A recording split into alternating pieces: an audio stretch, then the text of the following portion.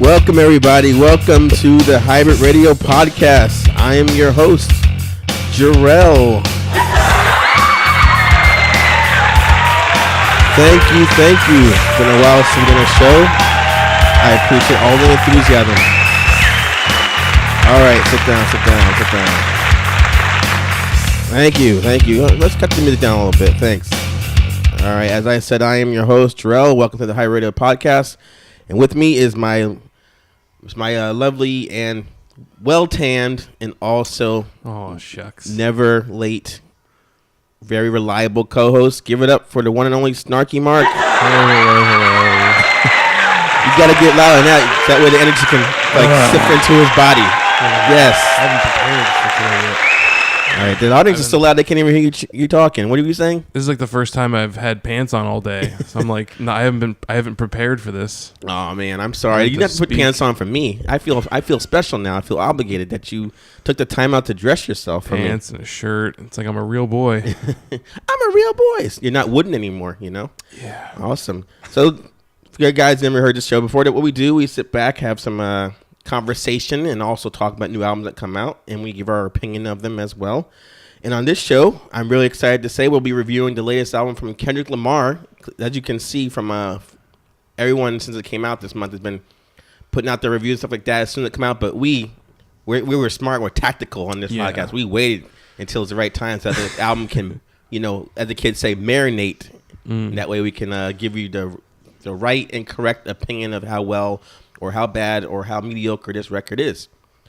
Also, we'll be reviewing the latest from Incubus. They are finally back with a new album. I know you're excited because you were an Incubus fan in the past, Mark. Oh, yeah. Huge Incubus. Yes. No, not really. No? Okay. Well, we will talk about how their career has actually, music-wise, has kind of changed over the years from the time they came out till the time they got popular, even to the time to now.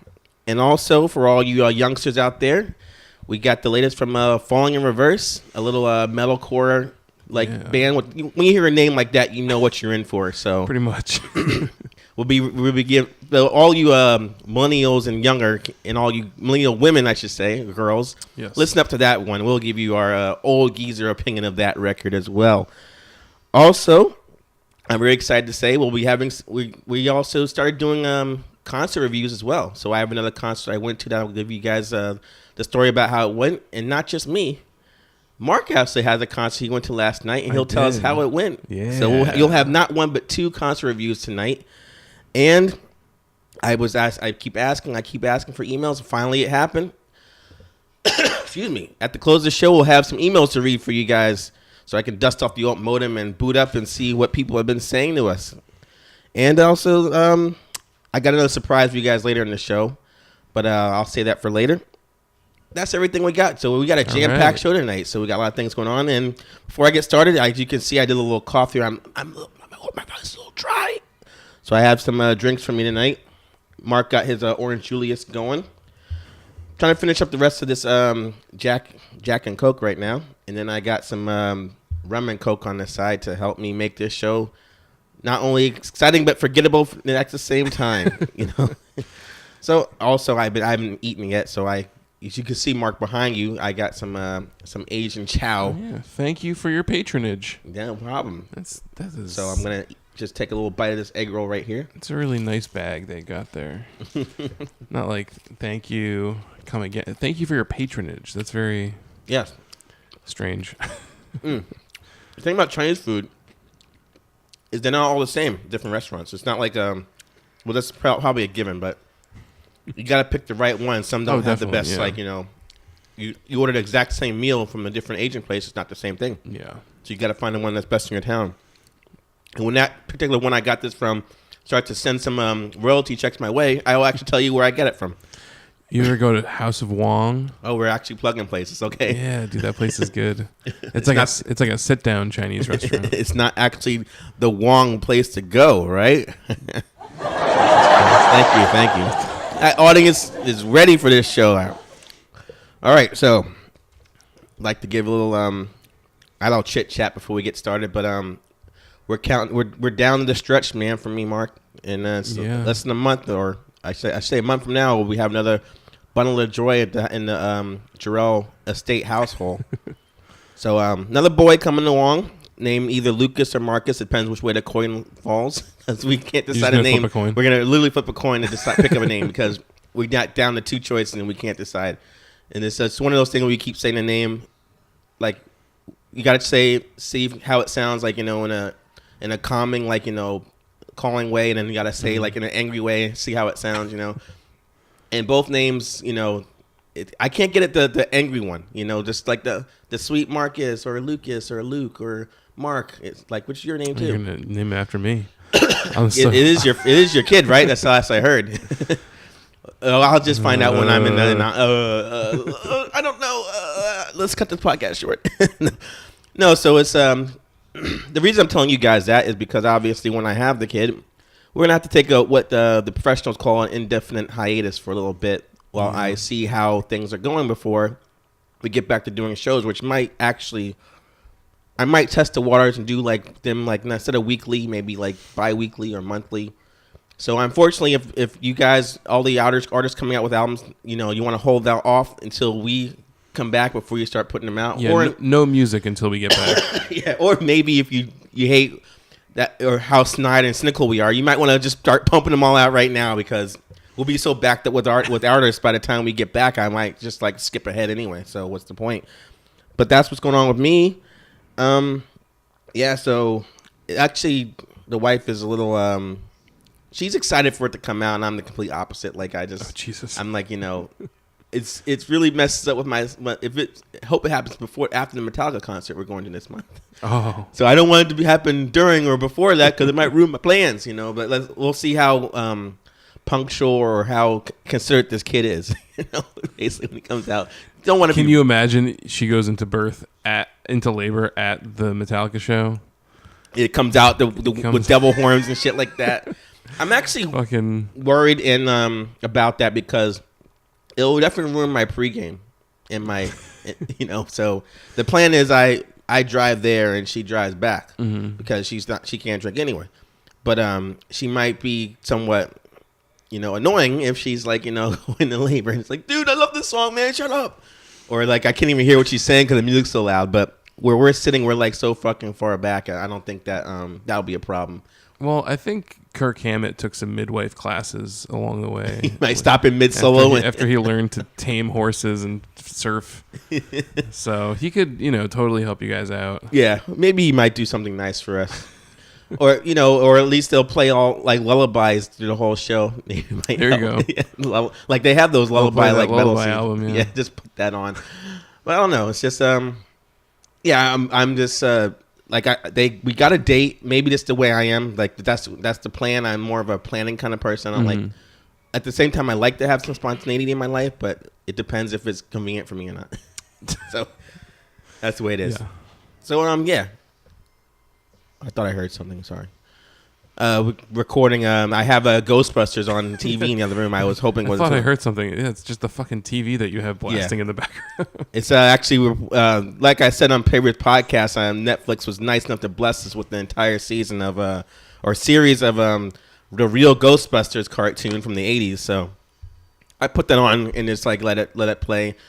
Coming once in a while because that's not I have to follow all the storylines. But are you watching the new Mystery Science Theater 3000 that came back? Or were you never into that show? No, I'm a big Mystery Science Theater fan. I saw the first episode so far. I haven't had a chance to check out any more. Because you want to commit to watching the whole thing. You're watching basically a movie at the same time. Exactly. So it's you got to plan a night around it. Yeah, yeah. Well, how do you find it so far? It's the same, it's different actors, but it's the same storyline. It's the same idea and the same. I thought. From the one episode I watched so far, I thought they've done a really good job of keeping the same kind of humor. They're doing a really good job of not just making it it's for 2016, so we're gonna totally change the style of the show. They're some of it works better than others. I think with the homages to the original series. Yeah, I feel like they could have been a little more. They could have changed more about it and still been fine because the humor is there. And that's really, what you're looking for. But yeah, so far I like it. I always found when I used to watch it, when they watch movies that are old from black and white, those ones they have more jokes to say than when they were color movies because it's like sometimes the movie's so bad the joke's already there, so they wouldn't say anything. So I don't like from the old one, and this one that we're talking about, the new episode is actually a colored movie. So at first it was kind of like teetering on both, and then I was kind of like, it's not that funny to me. But my wife hates the show, so she's like, I hate the show. I'm like, why? And she's like, it's just not funny to me. And I was like, there's a difference between hating something and it's just not working for you, right? You can't say you hate it. You just say it's. I don't get the appeal of it, so it's just not for me.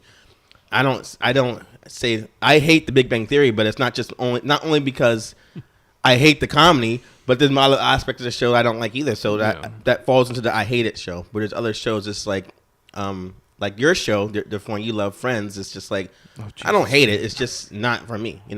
I get it. Fuck you.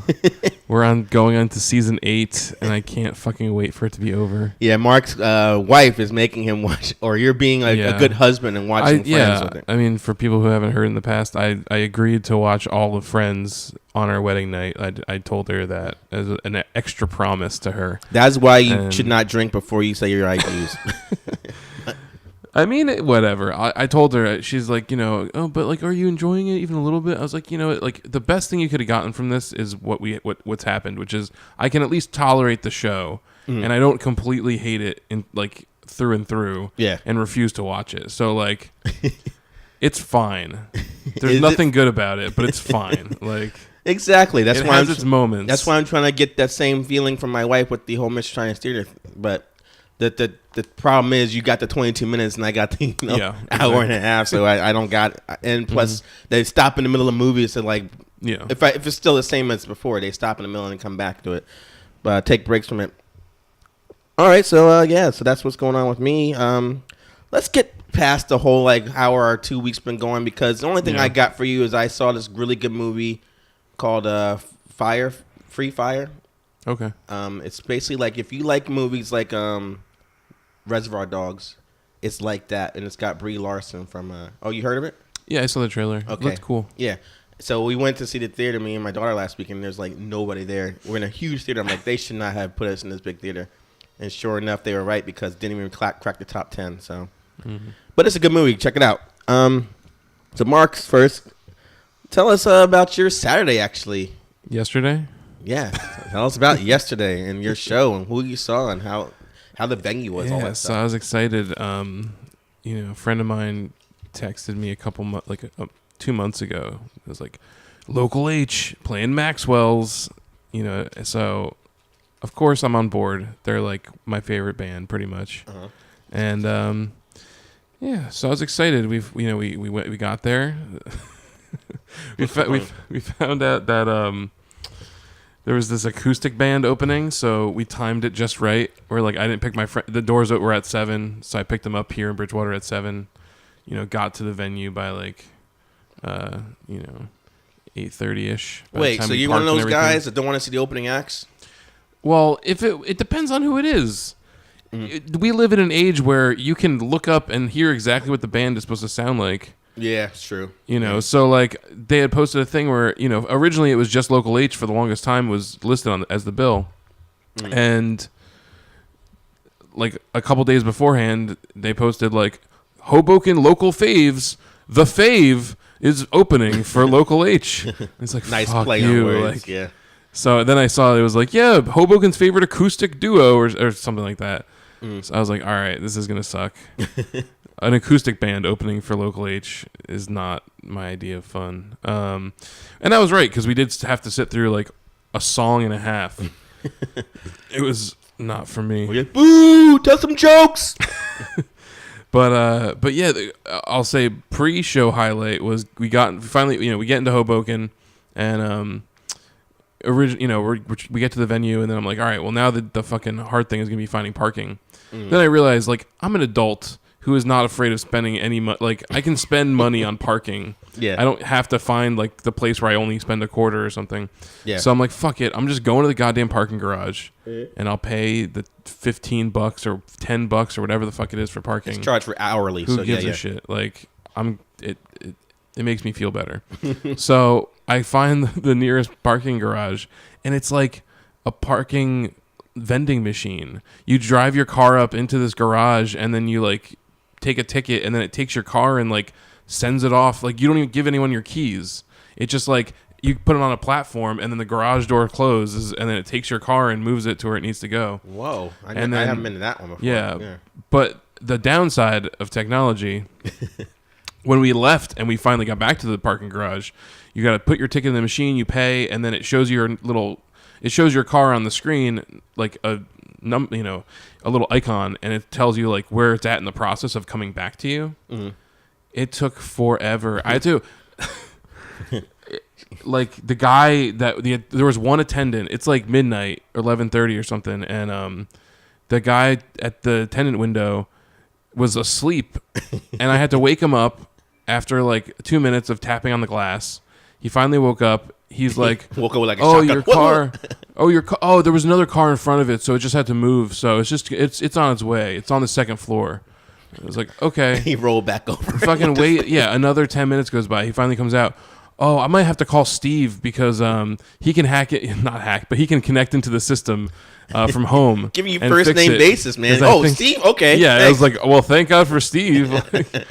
Because it's like, yeah, then he, of course, he like hung out with us until the car finally got, it just, literally from the time I paid until the time I got my car was probably like a good 20 to 25 minutes. Oh, I thought you were inconvenienced longer than that. No, but it's long enough where you think I'm gonna have to fucking call an Uber. Like I'm gonna have to deal with that shit, leaving my car somewhere overnight, and like then as we're waiting, of course, he's like telling us stories about the other day. This lady like left her car door open, and she went to go take the ticket, and then her fucking back door just got fucking crushed because the computer just didn't see it open, I guess, and crushed it. Yeah. Anyway, Local H was fucking good. How was your night? No. Yeah, we got there. Maxwell's. I've been to Maxwell's a few times. They've updated it since. There's like TVs on the wall and like art, and they made it look nicer. It looks like a place you might actually want to hang out as opposed to like the hallway that it is. So they were saying before that it's on sale, but it's still. Oh yeah, I guess so. At this point, they're upgrading it so much, they're really going to get a good deal out of it. Well, I think this has been. I mean, I haven't been there in probably 7 years, maybe. So I'm sure somewhere along the way they did this. It's not like they did this to sell it, Okay. But because I've seen some other performance videos that is like that, and I was like, I guess they put some like decorative soundproofing on the walls behind of the stage, and like put the Maxwell's name up behind them. So So stage wise, is it like when you saw them at this other venue in our city, you saw them at the at Stanhope, yeah. which is also like basically the stage to the floor anyway is like what, like a good like foot till you Yeah. step up. Is it like the same thing as Maxwell? Yeah, Is it definitely. Like, Yeah, it's like a so, foot. so much it's for like crowds it's like one step. So much for stage diving then. Yeah. All right, so go on. But yeah, it was a good show. I got pretty much right up front, and just a good headbang in time. And You didn't have a big sign that says I love you, no, I didn't. I left watch my your sign at babies. home. I would play some more song, but I can't even see the crowd. There's guys standing right in front of me with a fucking big ass sign. No, but how are they? Like they played all the hits and stuff like that. They played both of them. Played a It's just lot of good. Oh, shut the fuck up. They played a lot of good stuff. A lot of stuff I'd want to hear. There's some different stuff than what I heard before. They just did like a year and a half of touring, like just that As Good as Dead album, like just playing that as like a 10 year, 20 year 20 year, anniversary, yeah. 10 year, right? We could be so lucky. But forget how old that band is. but yeah, no, the 20th anniversary. But so anyway, so they did like a lot of songs from that, which I was appreciative because I didn't check them out on the other tours. But it was good. It was good, energetic. They like really did a good job of like starting a little lower energy, bringing it up. I felt like I was at like a fucking rave, where like the DJ's like, you got to put up the BPMs, bro. Like next song, we're gonna then go the up to beat 200. drops. Yeah. So like by the time like it was like a couple songs towards the end, like the whole place was like moshing as opposed to like Awesome. just like everyone bobbing their head. Yeah. But it was cool. It was cool. They did a couple covers. They did there was some funny things here and there, and they're a fun band to see live. But they're like it's just always so cool to me how big of a sound they get from just a dude with a guitar and a drummer. Like, it's crazy the setup he has. But yeah, and then You were saying like last time you saw him that somehow they're like Mark said, they're a two-piece guitarist and a drummer, but he's able to get a bass sound out of the guitar at the same time. yeah, it's crazy. Like the last time I saw him and this time, I'm trying to look at his gear and figure out how he's got it set up, but he's got like 4 amps. So he's got like 2 for guitar and 2 for bass sound, like 2 are bass cabs, and then he has like a splitter. So it like he's got pedals for the bass part and he's got pedals for the guitar part. But then he also has a vocal effects, which maybe he didn't have last time, but I don't know. But it like adds like harmonies to his voice too. So like it sounds like the album too, which is it's crazy that they get as good a sound as they do, as close to the album. Because the albums, it's like they're playing all these parts separately. Like bass is like recorded. Yeah. But yeah, they're a pretty fucking great band to see live. I would definitely recommend anybody checking them out. That's about it. All right, cool. Yeah, fucking Egon's voice is killing me. So hold on a real second. I had the TV too loud. Sorry, you guys. But yeah, that was really cool. Like hearing your story. I don't know if I can hold up to yours, but I will tell you guys about a concert I went to last Saturday. Or no, was it Saturday? No, it was last Sunday. Sorry. I went to see the cover band, Me First and Gimme Gimmes. Don't know if you heard of them, but they are they came out in like 1995 and they're still going live. It's got all the like the punk members of the band are all from other bands. Like I got a list here. I got Spike Slauson. He's from Swinging Utters and a band called You Cunt. He does the vocals. You got right on. You got Joe Caps and Dave Rain. They're both from the band Lagwagon. So Joe Caps plays guitar, and then Lagwagon's drummer, he's playing there. You might know this guy, Chris Shiflett from Foo Fighters. He plays guitar. And then you got Fat Mike from NoFX on bass. But when they tour, or this tour anyway, I went to see the last two, Chris and Fat Mike, they're not there. Instead, they replaced Fat Mike with Jay Bentley from Bad Religion. And they got Chris's brother, his name is Scott. He's from Face to Face, which is you kind of want to see like the original, all the members. But I was like, what actually happened to me is they played a show at this venue called Asbury Lanes back in 2010. Mm-hmm. R.I.P. Yeah, and I wanted to go and I couldn't figure out how to buy tickets, and the thing ended up selling out. So I'm like, next time that Me First Gimme is come to Jersey, I am gonna see it. And lo and behold, 7 years later, I get the chance. I get the chance again, and then they say, "Oh, the catch that Mike's not playing the show." And I'm like, "Man, well, I gotta go. Whatever." It's like you look at it like all right, it's the same songs. Jay Bentley, great bass player from Bad Religion, he's gonna play the same songs anyway, so it's gonna sound the same. They were playing at the venue Webster Hall in New York City. So me and my friend Greg from the band Backer at Superheroes. We went up there. We drove out to New York to check out this show. And what actually is interesting is I've actually did some interviews there before, but it was it's you get there, people start piling in. Didn't sell out like it did in Asbury. And there's 2 bands that opened for them. The first band, were they playing like the big room in Webster Hall? Wow, yeah. Okay. So it didn't sell out, but like at the same time, it was cool that they were playing there. So they were opening bands there that played there. The first band is a band called Pears, like the fruit you eat. I've heard of them. Yeah, they're really new. They came out. They're only 3 years old, and they're like this energetic punk band. And the singer, he's got this kind of like Iggy Pop look to him because he's like shirtless and like moving around a lot. And ooh, tell me more. you're getting turned on already. Shirtless. Yeah, moving around. Sexy. So they get on the stage and they just tear into songs right away. He's jumping in the crowd and running around and stuff like that. They're actually from New Orleans, so they sounded like Oasis, stuff like that.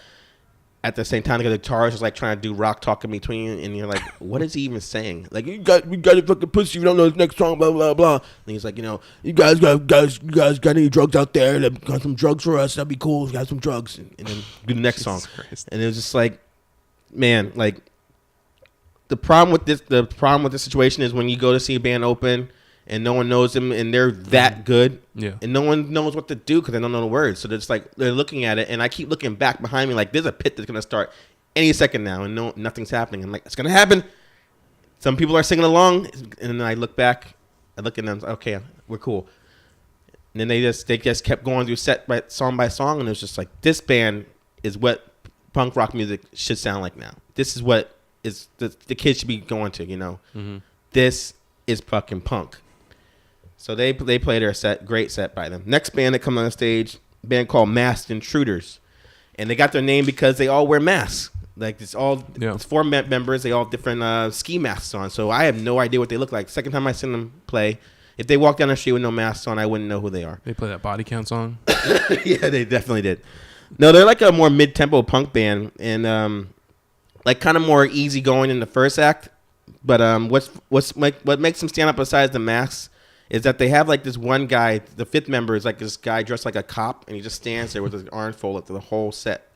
You know, just looking at people, like kind of giving that eye, like, you know, like he's security, but he's really not. That's awesome. Yeah, just stands there. That's so good. And then eventually he jumps in the crowd and starts like starting the pit going. Since by then, since they're more, I guess, Masked Intruders more quotes famous than the first band. Yeah.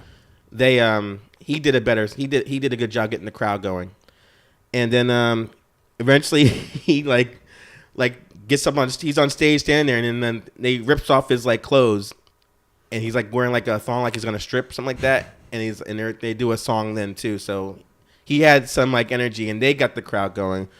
So that was a great show too. And then that's when more people started piling in, ready for the gimme gimmes. Now, what I didn't tell you guys is that if you don't know them, what they do, they're not like a gimmick. They're not like a lame punk cover band. What they do is each album is a theme. Like one album they're covering all 50 songs or 60 songs. One album they're covering all show tunes. One album they're covering all like R&B stuff from like the 80s, 90s, and 70s, and country stuff, whatever. And so like they did a good job of like, you know, covering all their like, you know, songs in from their catalog. So they come out, they're playing all like the song people can sing along to, which is great because you're you know, if you ever wanted to like slam dance to some like, you know, Dolly Parton, that is the band to see. They're doing that. They're playing some. They played a Paula Abdul cover, which is probably like the best version. Like a lot of songs they do are like are corny, but they're way better when they do it. You know, so you want to hear a good. They want to take like a cheesy song like, and then make it like better. That's what they do. And then they're. You know, the singer, I like the way he's got like a whole like lounge singer look to him because he's got like the shades on and like, you know, he's doing like the lame rock talk in between, like, and like this next song is a cover. This next song is a cover. This next song is a cover. You guys get a cover. You get a cover. You get a cover. Everyone gets a cover tonight, you know. And then he does that the whole night. So I'm really happy I saw them finally for the third time actually, because I saw them once in '97 and I didn't even know they were like a cover band because they were opening for some other band, and I was out in Atlanta, and no one's there watching them because they were brand new, and a couple people were singing along to them. They were drunk, the band was drunk too, and I'm like, this sucks. Like, what is this? And then it's like, found out later they were a cover band. I'm like, oh, I didn't even realize that. And I saw them again at the Warped Tour in 2003, and that was when they were a little bit more bigger. And Fat Mike was there, so it was like, you know, at least I got to see him with the band. Yeah, so we went out there, and it's a good show. Any questions? No? Have you ever actually heard them before? Yeah, and I've heard a couple things. I know they do I Believe I Can Fly. Yeah, they definitely played that. Brings out the ukulele, play that song, the crowd goes crazy. It was really like, it was more like a pogoing. Like every song that started, like you just get bumped this and here and there everywhere. So it was really hard to avoid like the circle pit happening behind you and everything like that. But at that point when they were on stage, the whole venue was like, you know, crowded to the brim. So like you walk out of there to use the bathroom, you got to like fight your way to get back in to your spot again, which wasn't hard, you know. So yeah, definitely check out Me First and the Gimme Gimmes, you know, because they rarely tour. You know, they tour and then they're out of the country. They're in like, you know, other places and they come back again. So check out Me First, Gimme Gimmes. And also, like, I saw the other two bands, great too. And before Pears gets too popular or the singer overdoses on some like drug or something like that, you gotta see this band. They're incredible as well. And that's my review. That's Let me pour a cool. little drink. Oh, go ahead. You're gonna ask me something. I don't know. I'm not gonna say anything. Yeah. So at this point, it's been a while since I've been to a real show. Are you at a point in your life where you're just sort of like, this would be great if, like, but then you realize like, oh, these are the people that like I'm associating with these same people, like the fucking gross people, that have no like respect for like personal space. Which I know it's like it's one of those things where you go and you're like, oh, this is like a concert. Yeah. You know, I mean, I should suck it up.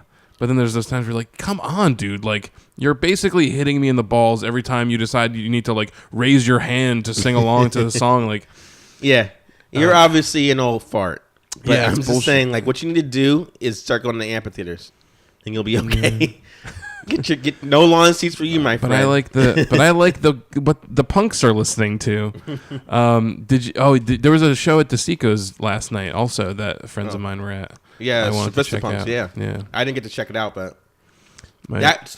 you'll run into that problem there. And you're talking about a dive bar, but if you sat where the people aren't moshing, you'll be all right. But that's what you should do. Even if you go to these other shows, just don't go in the front. Because one of the things that I hate is I can't fucking stand when people go to the front and stand there and don't even like sing along, and you're singing and they're like bumping you from like they're standing there and they're like kind of like using their ass to, like bump you from getting on it. It's like, why the fuck are you standing here? Just go in the back if you can't handle this shit. Like I almost got into several fights because I can't stand when people don't have any energy or they're posers, if you want to call them that. Like, if I don't see your fucking lips moving to any of these songs, like, you shouldn't be standing here. Get the fuck out of here. Yeah. But I guess we have a difference in opinion on that. Well, I mean, I was moving and grooving. Yeah. I was singing along, but I'm sure your hand hit some cocks in the show, too. No. No? I'm very aware of my surroundings and who I'm bothering. Like every time I know that I'm a tall motherfucker, and like, there's nothing I can do about that. But I'm gonna be up front for the fucking my favorite band. Yeah. But I'm just picturing you like as soon as you step on someone's toe, you're like, I'm sorry, like you have to scream it because it's so loud in there. It's like, no, it's just like bullshit. No, it's okay, like, dude. Because like Bree was standing in front of me. Bree is the fiance for you guys out there, or wife. She's my wife now. Yeah. But she like the pit, when the pit started breaking out or whatever, like I like pushed her to the front and just like stood in front of her and the other people, and because she like never really went to shows and she's like not really used to it, but she wants to be there, so but then there's the people that take the opportunity that the pit forms and people start getting shoved. All of a sudden they slide in where you were just fucking standing. Oh, and it's like I'm literally holding my head down right now because you're that fucking asshole. Yeah, no, so like we're fucking so we've been up front the entire time, literally within the last song. They're doing the last song, which they ended up doing like a break in between playing a cover song and then finishing the song at the end. Okay. But so like this, they're playing the song and the pit breaks out. We get shoved. Some random fucking muscle, like he's like real short. Okay. Real fucking short guy complex, but like, fucking Jersey Shore muscles with a fucking tribal tattoo around his biceps, like squeezes in and is like, fucking ass to pussy on my wife. Squeezes in there so he could like shove his fist into people, like, yeah. And then in the like when in the in between part when they're like going to play a cover, he's just like Pink Floyd. Do you think he was just a mark or not even really a fan? No, he was a fucking. I mean, he was a fan in some respect because he was like, they do a cover of Pink Floyd, and then this other super nerd that was also annoying was like, yeah, I'm aware that they do that cover. It was like, yeah, it was just bad. But then he like fucking stood there the rest of the night, like for the last part of the song, like 5 minutes. and just like stood there and like he belonged. He was the guy that squeezed in. Snooze, you lose, bro. An asshole. Snooze, you lose, bro. Little fucking man. Like I was so prepared for him to want to start a fight. I was getting mad. You know the thing when you start getting mad and you're like, what's gonna happen if something goes down? Mark was provoked, and I realized I'm way fucking bigger than this guy. I could beat the shit out of this guy. He thinks he's something. I could just fucking just move him, throw him on the ground. You're a pacifist at the same time, though. Yeah, of course, definitely. Yeah, so you could have moved him, but you're like, I'll wait till he crossed the line before I do obviously, it. Which he already did. No. But which is interesting because you're saying like, now I feel guilty, but not, because I do that all the time.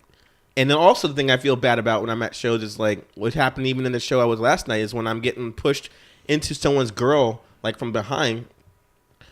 And then they're like, the guy like trying to kind of like elbow me out of the way. It's like, I'm not trying to like, cop a feel. It's just I'm being pushed here, but I'm not trying to stop it either. so I'm thinking, I see what you're saying. I say smash the patriarchy, Jarrell. I say you're the problem. What do I do to solve it, man? Tell everyone to stop pushing me? Yeah, okay. Definitely. Okay, I'll do that from now on. Whatever. Anyway. So, yeah.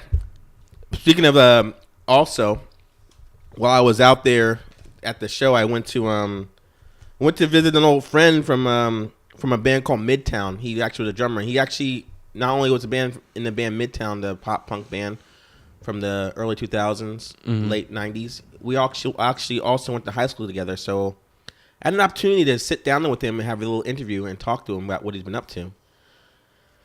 It was fun. I actually remember that like as if it was a flashback.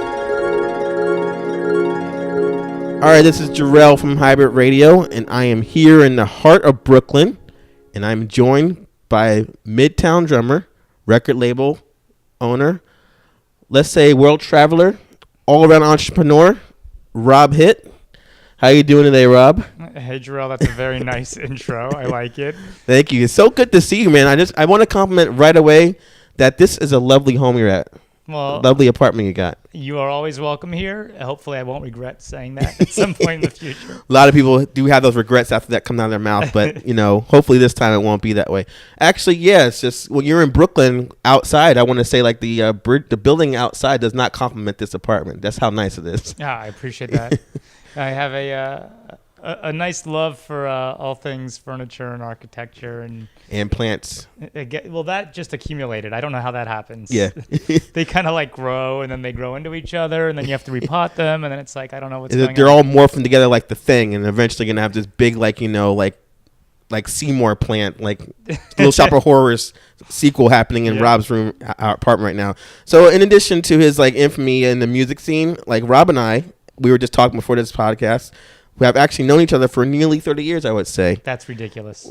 We went to middle school, went to high school together in Hillsborough, New Jersey. And, we were just kicking back stories about being young. We probably won't drop any names too much to protect the innocent. But, and teachers that we had through our years. And last time I actually saw you, we talked at the Skate and Surfing at Asbury Park, and that was about 3 years ago when the Midtown did their little reunion there.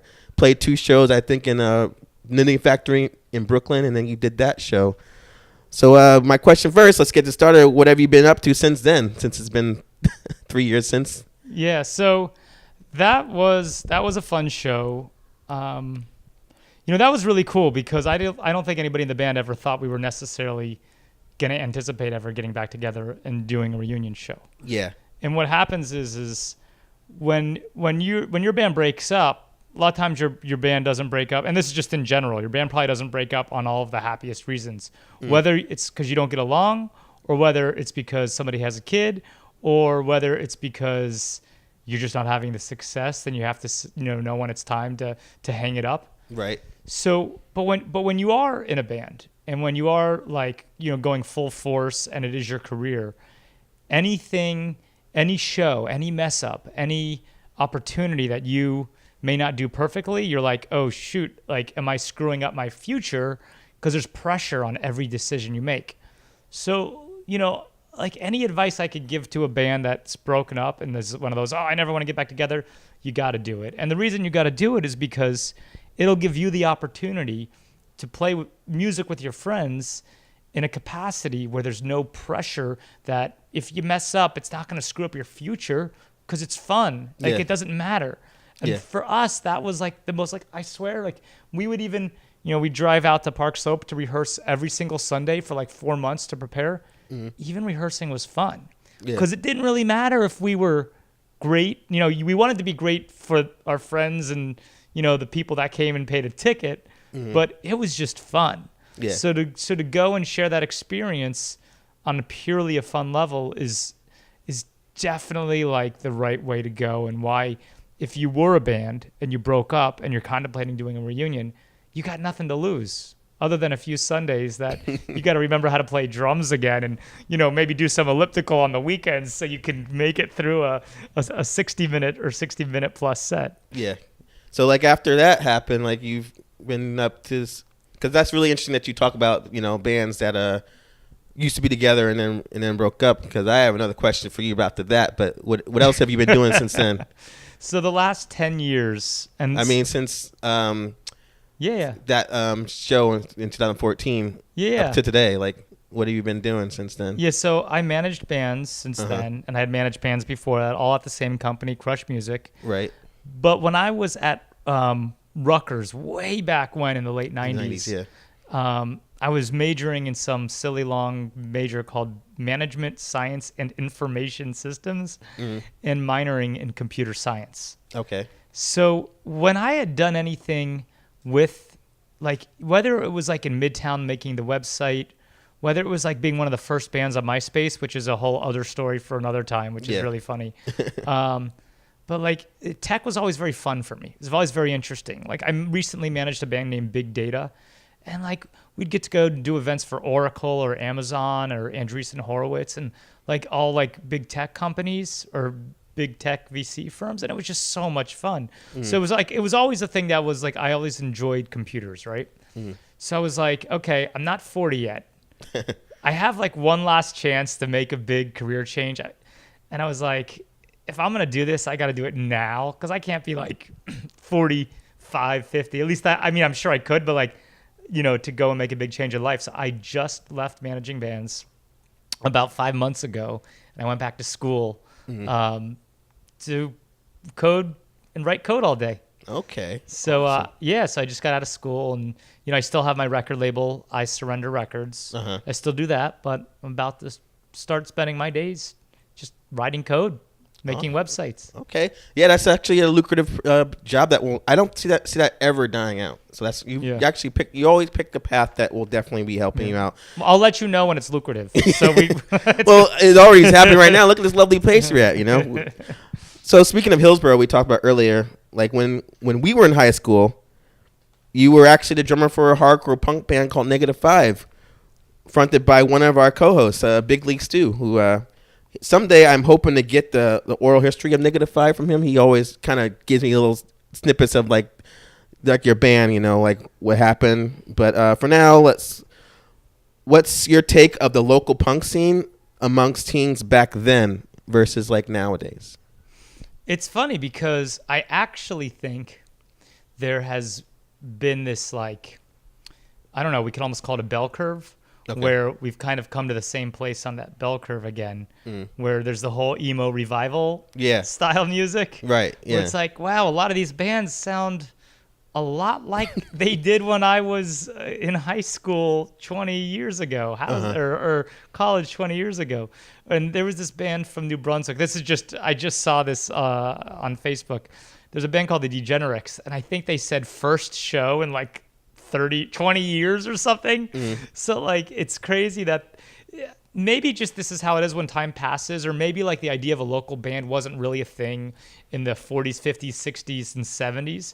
But for us, it feels like everybody that we knew that was in a band when, 20 years ago, all of a sudden they're doing shows again in that band. It's a very interesting, period that we're in. But what I don't know, and that I find very curious, is in New Jersey growing up, every weekend, multiple times a week, there would be local Jersey shows at a VFW, at an ambulance hall, a fire hall, whatever it was, Elks Lodge. Do kids still put on their own shows? Yeah, that's a good question. I think that most of them play, like some of the places we remember like closed down and stuff like that. But I think local shows are still happening in other areas of New Jersey, not as often though. So I was always saying to myself, like, do kids not get excited about music because it's so easy to get, as opposed to when we were younger, you have to talk to your friends about like what local bands are, or you have to go to like record stores and ask them like, oh, who's the local band? Oh, this band came and played like, at our store. You should check them out. They actually, and it doesn't like that people have to put into work anymore because it's so easy to put your music out there, leading to like kids nowadays don't even listen to like full length albums. They like listen to singles. Sometimes they don't even know the artists that are singing the songs. It just seems like different to me than when we were growing up. I just wonder if you felt the same way. But I think we were probably in a little bit of a bubble. Yeah. Where I think people did only listen to singles, or maybe only knew the song on the radio back then without knowing the artist. If it was at a top mainstream level, a top 40, pop level. But I do think for, if somebody's going to go, like we were saying, and, buy a modern baseball, be into modern baseball, they'll probably, the band. Exactly. We got to clarify, yeah. They might know the album, whereas somebody that, likes Justin Bieber may just know the songs. Yeah. A few specific songs. Depends on the person. It might actually be the same, like, since I'm not in high school, I can't just ask people like what they listen to. But I think like we also had kids in our school that didn't listen to like, punk, and they just follow like what the radio tells them to do. And then there's some people that try to get this identity, and that's what they are for like for 3 or 4 years until they decide they want to be something else. And then also, I want to tell you, like, I'm really happy to say this. I found my Ska Skank Redemption 7-inch. What's Ska Skank Redemption? I will tell you. It's actually a traditional ska band that you were drumming in after Negative 5, I believe, when we were still in high school. I know you hate your ska roots, but I'm just bringing up. Listen, at this point in life, I got no hate. It's all positivity. So I brought a record player at Rite Aid, and I was like, now I got to buy some records. I'm like, oh, wait, I got 7 inches from the 90s. So I was thumbing through. I found that. I was like, oh, I'm going to put that on. And even though you're a little embarrassed, I think the music still holds up. That's you awesome. could put that nowadays, especially with the ska scene coming back in a way, or the underground ska scene is still like a thing. If that ever happened, royalties reunion, Ska Skank Redemption or Royalties you were in as well. If that ever happens, I definitely would check that out. Or people would. I'd prefer to get everybody together and just go drink a bunch of beer at a bar. Yeah. Well, get drunk at the bar and then play the music. That might work. So when I first saw Midtown, this is a funny story that for you guys out there. They were in their infantile stage around like 1999. I saw you guys play at the Palace in Bound Brook, New Jersey. So hot and sweaty. Yes. It was disgusting. You Insane. And I feel really embarrassed saying this, but Rob came up to me. I don't know if you remember the story. You came up to me after the show. You're like, hey, what's up? You're always really friendly. Always good to see me being supportive. Or you're always surprised to see me at those shows because I wasn't going as often. You're like, what do you think of our set? And I was just like, honestly, I don't think you guys are that good. I don't really see the band going anywhere. So my question is, were you as surprised by Midtown's success as I was? Definitely not. No. And mainly because success is so relative, right? Mm-hmm. So, I feel like I was able to tour 5 to 7 years, play shows 5 to 7 years with Midtown. But it was always like, okay, we're just scraping by. We're just getting by. I'm just able to pay rent, which, to be honest, music is so hard. Being in a band, being in the music industry is so hard. I think it is an accomplishment to just be able to pay rent, to just be able to buy food, to get your ramen and maybe some mac and cheese, some Food Town mac and cheese. Right.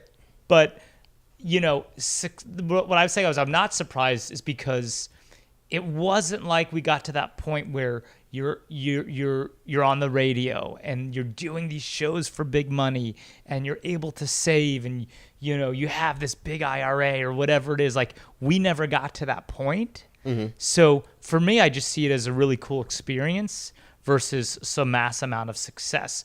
Because if you're the Foo Fighters, Midtown's a massive failure. Okay. If you're Ska Skank Redemption, whatever band that is, that you somehow are talking about my infantile high school ridiculous band, Yeah. I guess that you could say that that's successful. But, you put in a lot of hard work. We toured constantly for a 5-year span.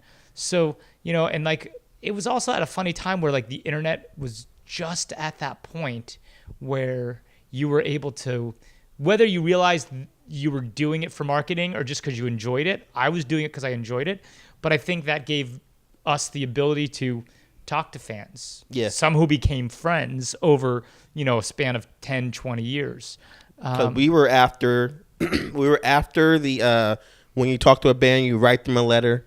We were right after that. Now it's just emails. You can email bands. And a lot of, people in bands didn't really understand or care enough to spend that time, and rightfully so. We're spending time, practicing guitar, practicing bass, practicing drums. I probably would have been a much better drummer if I were doing that and not building the website and responding to emails or going on things like they called it the Yahoo Club back then, which was an early message board. Yeah. And that was an interesting time. And I think that also helped, with us connecting with people around America, because that's how I was able to go to Arizona, where we had very small distribution maybe at some point in time.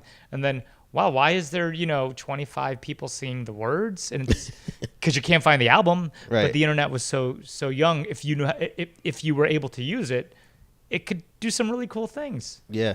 See, I love how humble you are, man. I love it. Because you're downplaying the success. Because when I talk about success in Midtown, I'm talking your band was like on Drive Through Records, which is like one of the biggest email bands at that time. Even though people like to lump anything that wasn't like angry punk rock music as immediate emo at that time. Even though you're just your standard pop punk band, you had that going. You were touring all over the world. Basically, you got the Columbia Records on the last album. So, and also little story. I saw you at the mall in 2002 when that second album was like everyone was talking about it. You just casually walk around the mall like it's no big deal. I'm like, what are you doing, man? Like just hanging out at the mall like it's no big deal. But yeah, it's just, Even dudes in bands go to the mall in 2002. yeah, it was just like whatever. Like I'm not worried about the sea of autograph hounds coming after me or that stuff. You just always been like down to earth, which I loved about that. So you talked about Eyes from the Records that you started. How did that actually start? It's interesting. In the late 90s, I remember this really funny thing that would happen before you had access to downloading MP3s or streaming music, where it seemed like the way you found out about new bands is somebody would put out a compilation CD. Right. And that compilation CD might have, I don't know, anywhere from 12 to 20-something songs on it. Whether it was Fat Records, Epitaph putting out a compilation CD, or it seemed like in the mid-late 90s, it was the one thing that somebody locally could do to say, I want to start a record label, and go to bands or other record labels and say, hey, give me one song from your band that you want to promote. I have a little record label I'm starting. I'm going to put out a compilation CD. Right. So that was happening a lot in the mid to late 90s. And I was like, oh man, I really want to start a record label. But I was thinking, first of all those compilation CDs are songs that are already released. So there was nothing exciting about it. Secondly, I didn't know what I was doing because I had no experience. And lastly, I had no money. So like, how could I help a band releasing it? So it was always on my mind that I wanted to do a record label. It was definitely something I was excited about for a long time. And then in 2003, Midtown was going. I had $20 in the record label. I mean, in the bank instead of negative $20. And I had a little bit of knowledge of seeing how things work at that point.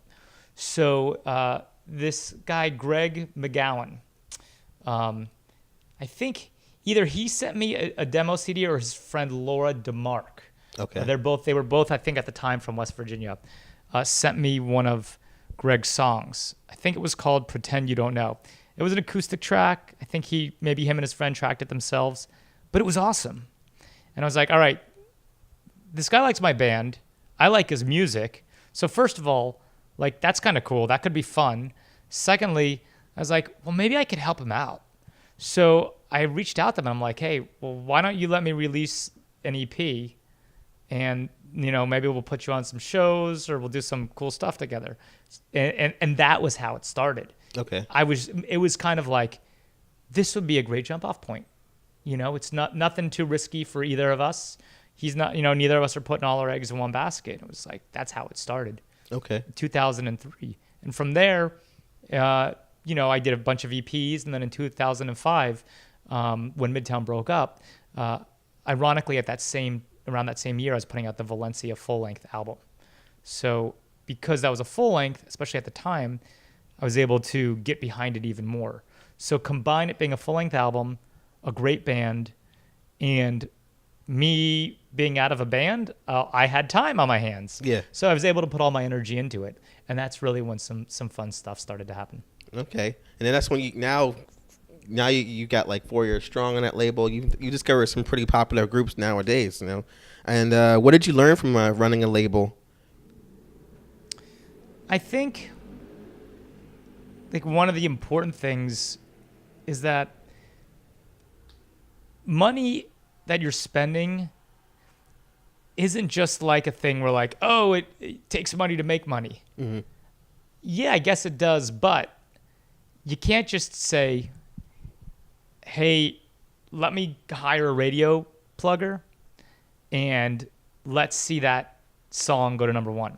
Mm-hmm. The truth about that sort of thing is I learned that it's really all about the quality of the music. It's not about the money that you put into digital advertising. It's not about this marketing person you hire here. Yes, that all matters if the songs absolutely are great. You can't like write a punk rock song and say, well, why can't you get on the radio if it's like not, a great song, or the radio's playing, Sweater Weather by The Neighborhood or whatever, or the 1975. But you write a punk rock song, no matter how good that song is, putting money at radio isn't going to help your band. It's not going to help your label. Mm-hmm. You just have to be smart with the way you do things. Maybe focus all your energies on local shows and fans and grassroots things. Yeah. And that's like, I think, one of the big misconceptions that people think about with a band becoming successful. Oh, they're popular because they're cute. Oh, they're popular because they know this person. Honestly, none of that matters if the quality isn't there and then the music isn't there. And I think that's a really important lesson, that it's just like, you can go in as a band and write 10 songs and record those 10 songs and make an album. Maybe that'll be an okay album. Mm-hmm. Maybe you'll get real lucky and have one really good song that you can work off of. But what if you're that same band and you go in and I know it sounds tough, but you write 70 songs and you put out a 10-song album. Pretty, rule of averages say you might have a pretty good album if you pick 10 of the 70 songs you've written, right? 10 of the best ones. Exactly. And I think a lot of those more simple, less money-minded things are often overlooked by people. And that's, I think that's a big, important piece of advice for any young band. You don't want to hear it because it's not easy to write 70 songs. Yeah. And it's really not easy to throw away 60 of them. Because when you write a song, it's like that's personal stuff you're saying in the song. Like you could be writing about like heavy shit that went down with your family, ex whatevers, or maybe just like mental health and depression. So to have to throw away a song isn't easy. And that's why I think a lot of times young bands, it's so imperative that, okay, we're going to write 10 songs and that song's important. It has to go on the album. No, I get exactly, yeah. But they shouldn't do it that way. But the listeners might not feel the same way. Yeah. Excuse me. Got to clear out some phlegm here. So a little verklempt. Talk amongst yourselves. So are you still doing the label now? Mm-hmm. Still okay, cool. So I just signed a new artist named Lincoln. Mm-hmm. He's 20 years old. He's from Cincinnati, Ohio. He's awesome. Sometimes it's like I hear his music and I'm like, how does he sound a little bit like the Violent Femmes or the Pixies, but also can sound like, maybe a little bit of Say Anything. Mm-hmm. It's just like all these bands that I've loved throughout time is what I feel like he culminates a lot of that. Yeah. So that's the advice you guys out there. If you want to get on Rob's label, sound like the bands he likes. That's a start, I think the important thing, honestly, is when you're derivative and you're straight up derivative, I think what hurts you as an artist when you're straight up derivative is that by the time you put that music out that's derivative, it's no longer going to be in fashion. Right. Yeah. So as an artist, really the honest, smart thing you can do to get ahead is you may have a genre of music you play that you love, but always put your spin on it. If you can put your spin on it, that'll help you stick out. Because the truth is, no music, no matter what band you are, is ultimately original. It's derivative with an original twist. Right. And that's what all the best bands of all time are able to do. They're able to separate themselves out of that. Nirvana is a rock band, but they had their twist, right? It wasn't like every other band. Yeah, yeah. And that's like, you could say it for any big band. Like even look at, I'm sure, at some point, and this is going back a little too far, but like at the drive-in, right? They were in the hardcore scene, or whatever you want to call it, but they had this thing that was different. And because it was different, it was fresh. Yeah. And that made it feel exciting. So if you can make your band feel exciting, that's what I think is going to get you ahead. Exactly. So knowledgeable. And you've been living in Brooklyn, which I like to call the hipster mecca, for like quite a while, like you said, like over 7 years. Have you witnessed any major changes in the population of Brooklyn? Yes, baby carriages. Lots of strollers all around Williamsburg. It is funny because... See, I was looking for like bohemian girls, I like know. riding bikes, eating like, vegan hummus and drinking PBR, all that stuff. I'm looking for it, and I'm sightseeing because I'm never out here. And I'm like, as soon as I saw a bike, I'm like, look at all the people on the bikes. We're in Brooklyn now, baby. Well, I do think, let's go back to one thing you said. I don't think it's about the vegan hummus. Have you ever seen non-vegan hummus? Might be a real question. No, it's, you get it a lot, whether it's from family members, from people out of town, from, old Hillsborough classmates like yourself, where Williamsburg hipsters, blah, blah, blah. And it's so weird now because people moved out here 20, 30 years ago because it was cheap. Right. Because there was warehouses that they could have, put up all their paintings, do all their artwork, have their studios. Exactly, yeah. But because it was cheap and the neighborhood started changing, all the developers come in and they build it up. So I've been here for 15 years, since 2002 in this, in Brooklyn.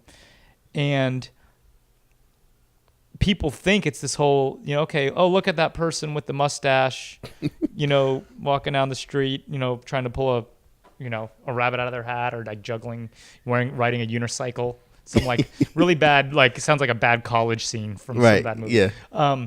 But it's just so funny now because it's like you're walking around. It's like, okay, they just opened up an Apple store. They just opened up a Whole Foods. And why is there so many baby carriages? And there's like 30 dog parks within like a 1 mile radius. And it's like one way, it's like, oh man, I love the old way. They screw these people and gentrification.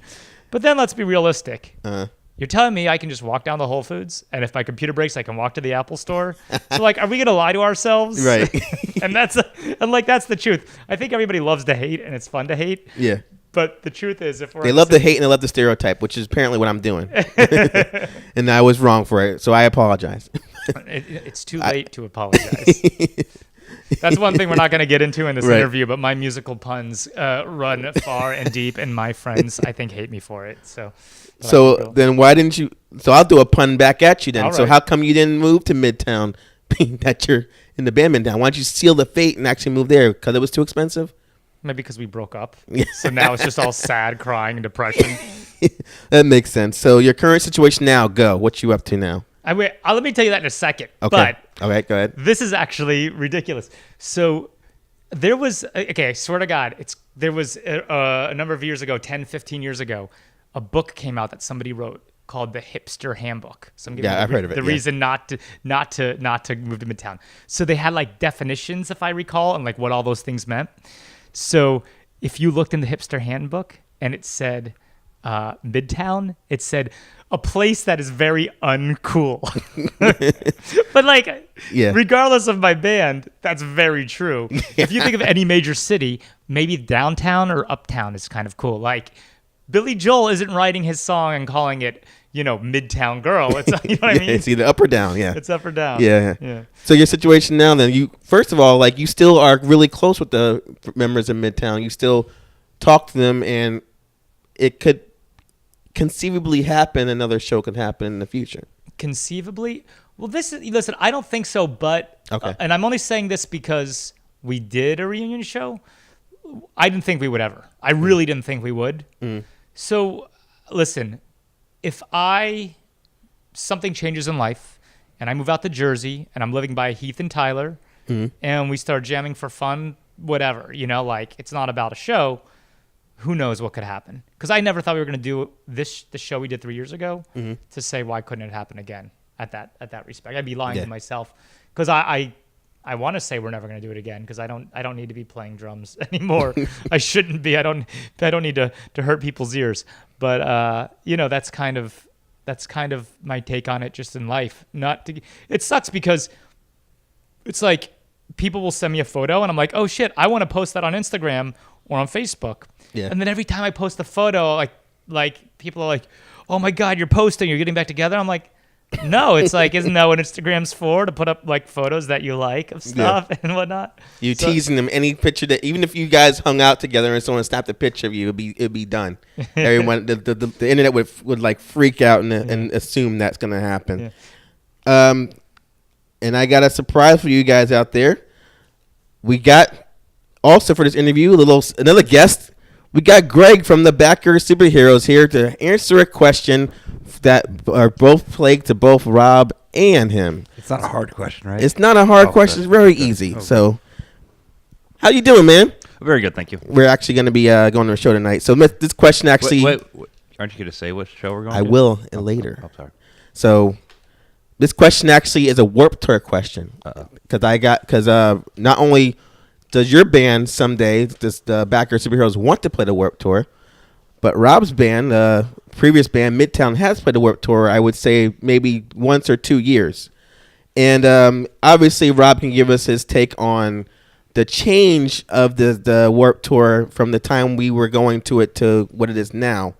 And I got this story actually from Punk News that they actually have like a reverse parent daycare where like parents can actually go to the Warped Tour for free and bring their children there. The children buy tickets and parents can like sit in this like big tent with air conditioning, like, really old movies they play and hear the echoes of like loud hardcore bands like, Pierce the Veil playing while they're trying to watch, a Tom Cruise movie at the same time, but free water, so no complaints there. And plus the kids that can't drive can get there for free. So what I saw in this actual article is that this year they were saying they're going to stop doing the parent thing because they were abusing it somehow. And then actually Kevin Lyman turned around and said, you know what? We're going to bring back the reverse parenting free tickets, but we're going to lower the age from 18 to under 16 and don't abuse it, he says in a tweet, or we'll take it away again. And then I got another printout that says how it actually works, but you get the gist of it. Little story from myself is I actually went to the Warped Tour last year, my first time being at the Warped Tour since 2004 when Midtown last played in Boston. That's my last Warped Tour at the time. And I went back because I was like, there's a couple bands I wouldn't mind seeing. I feel like I'm incriminating myself, but I'm going to say it. I have a daughter. She was 14 at the time. So I'm like, hey, she can go to this show. I'll buy her ticket and I'll go for free. I get there and they have an area where you have to get a bracelet for the parents.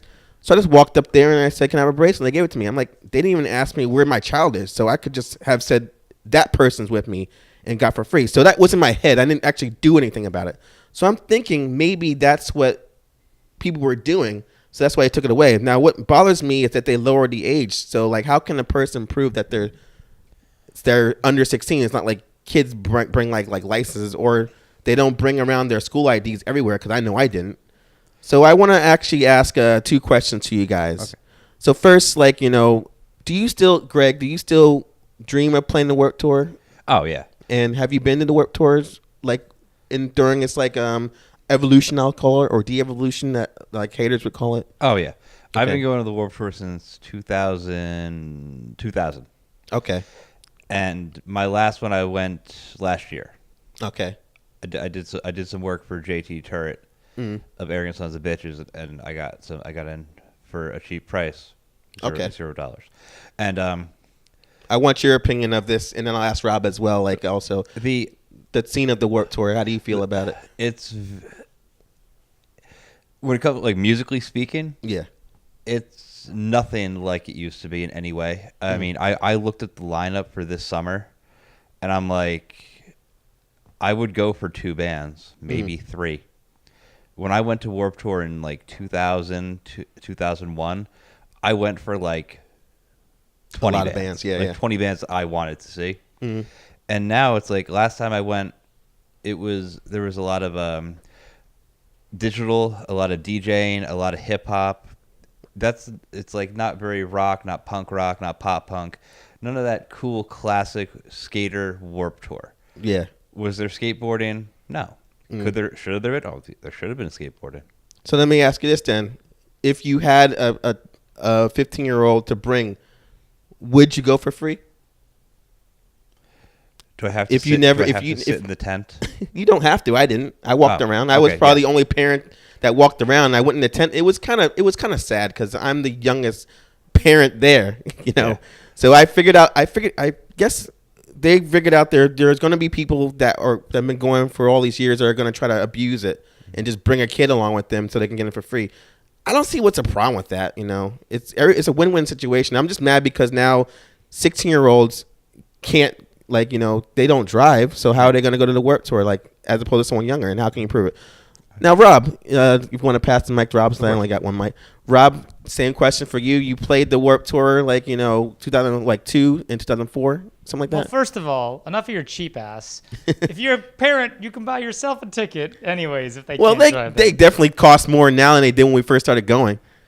And why would I pay all that money to see a bunch of bands I don't like? Right. Well, okay, so 2 things. You sound like a bunch of old I know we do. fogies. You sound like, you know, You're talking too loud. You're hurting my hearing Grandpa aids. punk rock and grandma punk rock over here. Okay, so let's talk about, let's see if you're correct or not. You said, okay, there's all these new bands at Warped Tour, blah, blah, blah. Well, you're old. Because if you're young, you're excited, it's new. If it was Rancid and NoFX and whatever band, you'd still probably look at the other bands and be like, what are these bands? Where the young kids are probably like, I don't want to see your grandpa but bands. yeah, I exact- want to see the young ones. I want to preface this from saying I totally agree with what Kevin Lyman's doing. It makes sense because, to be honest, speaking of being old, people our age don't go to the tours concerts as often. So he'd be shooting himself in the foot by getting Barrelage and play every year because there'll be less people going. It makes sense. Yeah, I get it. balance is always Yeah, really good. I like the balance of it. But the beauty of Warped Tour, because you said, there's rap bands. Eminem played Warped Tour. How cool is that? Yeah. Cypress Hill played Warped Tour. And like on the opposite side of the spectrum, Katy Perry played Warped Tour before she was massive. She did, yeah. Gym Class Heroes played Warped Tour. So like, there's all these diverse, bands that played a number of years ago. But that being said, you said there's all these bands you don't know. Now this is interesting. So I looked it up while you were saying it. Okay, Yeah. so I'm just gonna name bands that, like, to me, I disagree with you because I'm reading this and I feel like we're in 2003 right now. So listen to some of these bands that are playing this summer: Bowling for Soup, CKY. I think that was From Bam what's that? Margera's thing. Yeah, that's right. Yeah. Hawthorne Heights. I don't know why they're still a band. Never Shout Never. They're kind of newer. I don't know their music. They're a little though. newer, Yeah. but you know who's not newer? Right. Goldfinger. Yeah. Save Ferris, Streetlight Manifesto, Candiria, which is a hardcore band, Right. metal band that my ska band played with in 1998 at the Mandeville Elks Lodge. Yeah. Hatebreed, a band Midtown played with in the UK, which is a hardcore band that we did that in like 2000. Silverstein, Guar.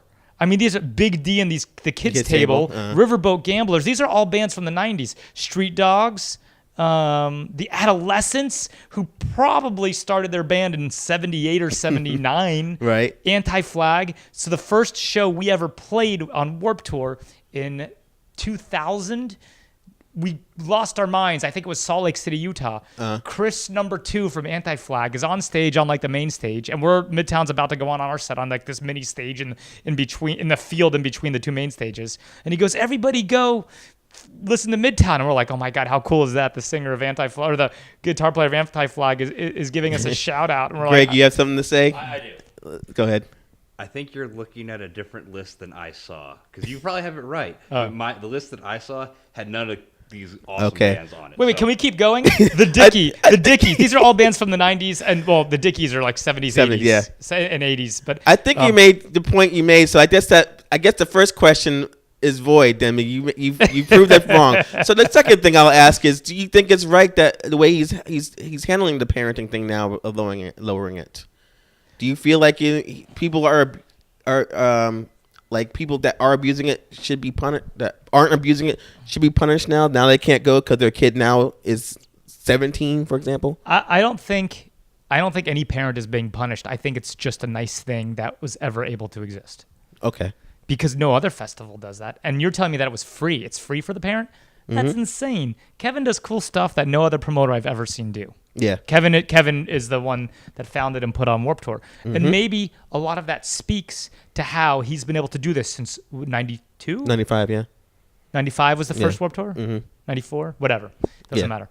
But like, there's so many festivals now. The fact that he can still compete and have his festival, like, that speaks a lot to the way that he runs his business, because he's trying to run his business on a way that's making things fair, not charging a lot of money for water, which is like a big thing. And then when it's 104 degrees out in Arizona, Yeah. you don't want to pay $8 for a bottle of water. You're probably not going to, drink as much, and you're going to get sick. Yeah, exactly. The parent thing, like, I had heard about that for a few years, but I wasn't familiar with it. Like, that's awesome. Yeah. Catering is good. I think some bands might disagree with me on that, but I did play Warped Tour and I didn't mind the catering. I thought it's pretty good. Maybe because he takes care of the vegetarians, so I appreciate that. But like, it's awesome what he's doing. So no, I don't think anybody is getting punished. Quite frankly, I think it's a matter of just a cool thing that he's done. And the funny thing is, I do think back in the 90s, the parent was probably a very what's a way I could say this? I'll just say this: the parent was like probably a typical parent, right? Yeah. Okay. So now, because that culture didn't exist like it did for us previously, where it's the same exact vibe of tour, maybe not the same bands, but same vibe. So now the parents are coming of age where they did go to the tour and they're having kids. Yeah. So I could see why they might want to sneak in, where if this was happening 15 years ago, parents definitely weren't trying to sneak into Warped Tour. They were there because they didn't want to be there. Right. So I totally get it. It totally makes sense to me. It's cool. See, that's how I knew it would be opposite perspectives. And honestly, I think he might have a point that if Greg, if you get that mindset, maybe one day Backyard Superheroes can play the Warped Tour with all the like teeny bopper like metal bands that apparently are not on the tour that we thought were. I don't know. If Rob, drummer of Midtown, owner of I Surrender Records, wants to listen to Backyard Superheroes, check hint, out hint. our Bandcamp page. Check out us on YouTube. I think that's what we're doing right now. I can hang out in your apartment until you kick me out. That might happen, my friend. So I want to actually thank both of you for coming out for this interview. And real quick, before we go, Rob, we want to give two things. First thing, give us your advice for any unsigned bands or future entrepreneurs out there listening. I got one. Just don't send your entire Dropbox link to somebody that you want to sign you. Okay. Just send what you know is your best song. Mhm. Don't send like, oh, well, this person likes this one and this one. You know what the best song is. You know what it is. And if you don't know what your best song is, you probably don't have a best song. So you should keep writing. Okay. I think that's some pretty good advice, because you know what? If you send just one song, a link to just one song, it might get listened to. You said more than 2 songs, nothing might get listened to. So Okay. that's one small piece of advice. And then also, how can people get in touch with you not to send you a full Dropbox if they want to just do one song, or if they want to, like, you can just talk to you any way possible? RobHit.com. RobHit.com, Holler. iSurrender.com, I guess. iSurrenderRecords.com. Records.com, okay. Yep. All right, so this has been Drell with Mr. Rob Hit himself. And also, big thanks to Greg for coming out for this interview as well. You got it. iSurrenderRecords.com. Backyard Superheroes will be sending. Okay. Yes, thank you for having me. All right, BackyardSuperheroes.com as well. Also, Facebook, Backyard Superheroes. BackyardSuperheroes.bandcamp.com. All right, that's to do. All right, so thank you for listening, and bye-bye. See ya. That was fun. It was good talking to him, though. And then also, what's cool about it is he's living in Brooklyn now. Oh, which, really? I never actually. I have all my stereotypes of Brooklyn, and they were conveniently affirmed going out there. But I'm not complaining, because Brooklyn is a really nice place to hang out if it wasn't such a bitch getting to. Because from where I'm at, you got to take like 5 trains to get there. But yeah, hipster central. Definitely. Nice bar. Me and my friend Greg went to. They serve beer, and you get a free pizza with it. And they had fruit stands everywhere, and people riding bicycles, and it was really cool, like, to be in Brooklyn. There you're like not really like into like that whole like Manhattan, like, you know, trendy stuff, but Brooklyn seemed like a place that like, Mark, you could kind of like tolerate if it wasn't. Probably the commute's a bitch to you as well, but yeah, I don't know. I mean, you watch Girls at all? I don't like. No, The I show? don't. I don't know. I just don't. I don't like the. There's just something about that. Like, I've spent enough time in those areas. To like, there's just. I don't know if I could live there. Just visit. You know, that's what I'm saying. Me and my friend would love to like hang out in Brooklyn for a fucking day, and then like possibly, if you're going to get stranded in New York City, like, at least if you can make it back to, which you can because the subway runs all night, make it back to the city, hang out there till 4 a.m., then sleep at the train station in New York Penn Station, and then take the 7 a.m. train home. If I was a single guy, I'd be in Brooklyn all the time. That's what I realized when I was hanging out there, especially since I know someone there. You should just like grow a mustache. Yeah, a handlebar mustache. You wear like one of those like tight pants, suspenders too. Suspenders were in. What are those hats? Fedoras? They're like, I don't even know what they are. Like cigar box hats or something. They're like, yeah, okay, like the little like derbies. I'll wear a derby or something like that. Like I'm going to like some like swing show, but yeah, derby and just wear, and then like walk around like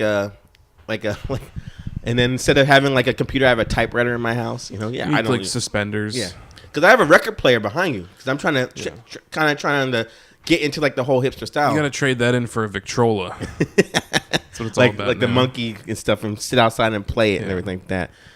Yeah, Brooklyn was fun, man. I gotta go back, and it was really cool talking with Rob about the old stuff, and I really appreciate him taking the time out to speak with me. I think the show's been long enough. Time to get some reviews now, right? Let's do it. All right. So obviously we gotta start with the. You guys been waiting for months, or I should say, like a month. When did it come out? 2 weeks. Been waiting about 2 weeks for this review. So here we go. We're gonna give you the Kendrick Lamar. Damn. Yes. Beloved Compton rapper King Kendrick. You gotta say his name with some authority. Put some respect on his name. Dropped that 4th album. Damn. As Mark said, and his second. It's been 2 years since he released that critically acclaimed project, To Pimp a Butterfly, which I consider to be an 11 out of 10 masterpiece. And the album was so amazing that last year Kendrick put out unreleased songs from the recording sessions and named it Untitled, Unmastered, and people still loved it. Remember that, Mark? Like, still loved that album. Like it was yesterday. Yeah. So when he put out the song The Heart Part 4 in March of last month, it kind of teasing the release of this album, the internet went crazy with anticipation. Because Kendrick Lamar is considered a potent legend, a potential legend in the hip-hop community, to the point where he could basically just fart and everybody would just literally crowd around to breathe in the fumes. He's gonna make it feel sexy. Yeah. So, Mark, like, what is your opinion of Kendrick Lamar?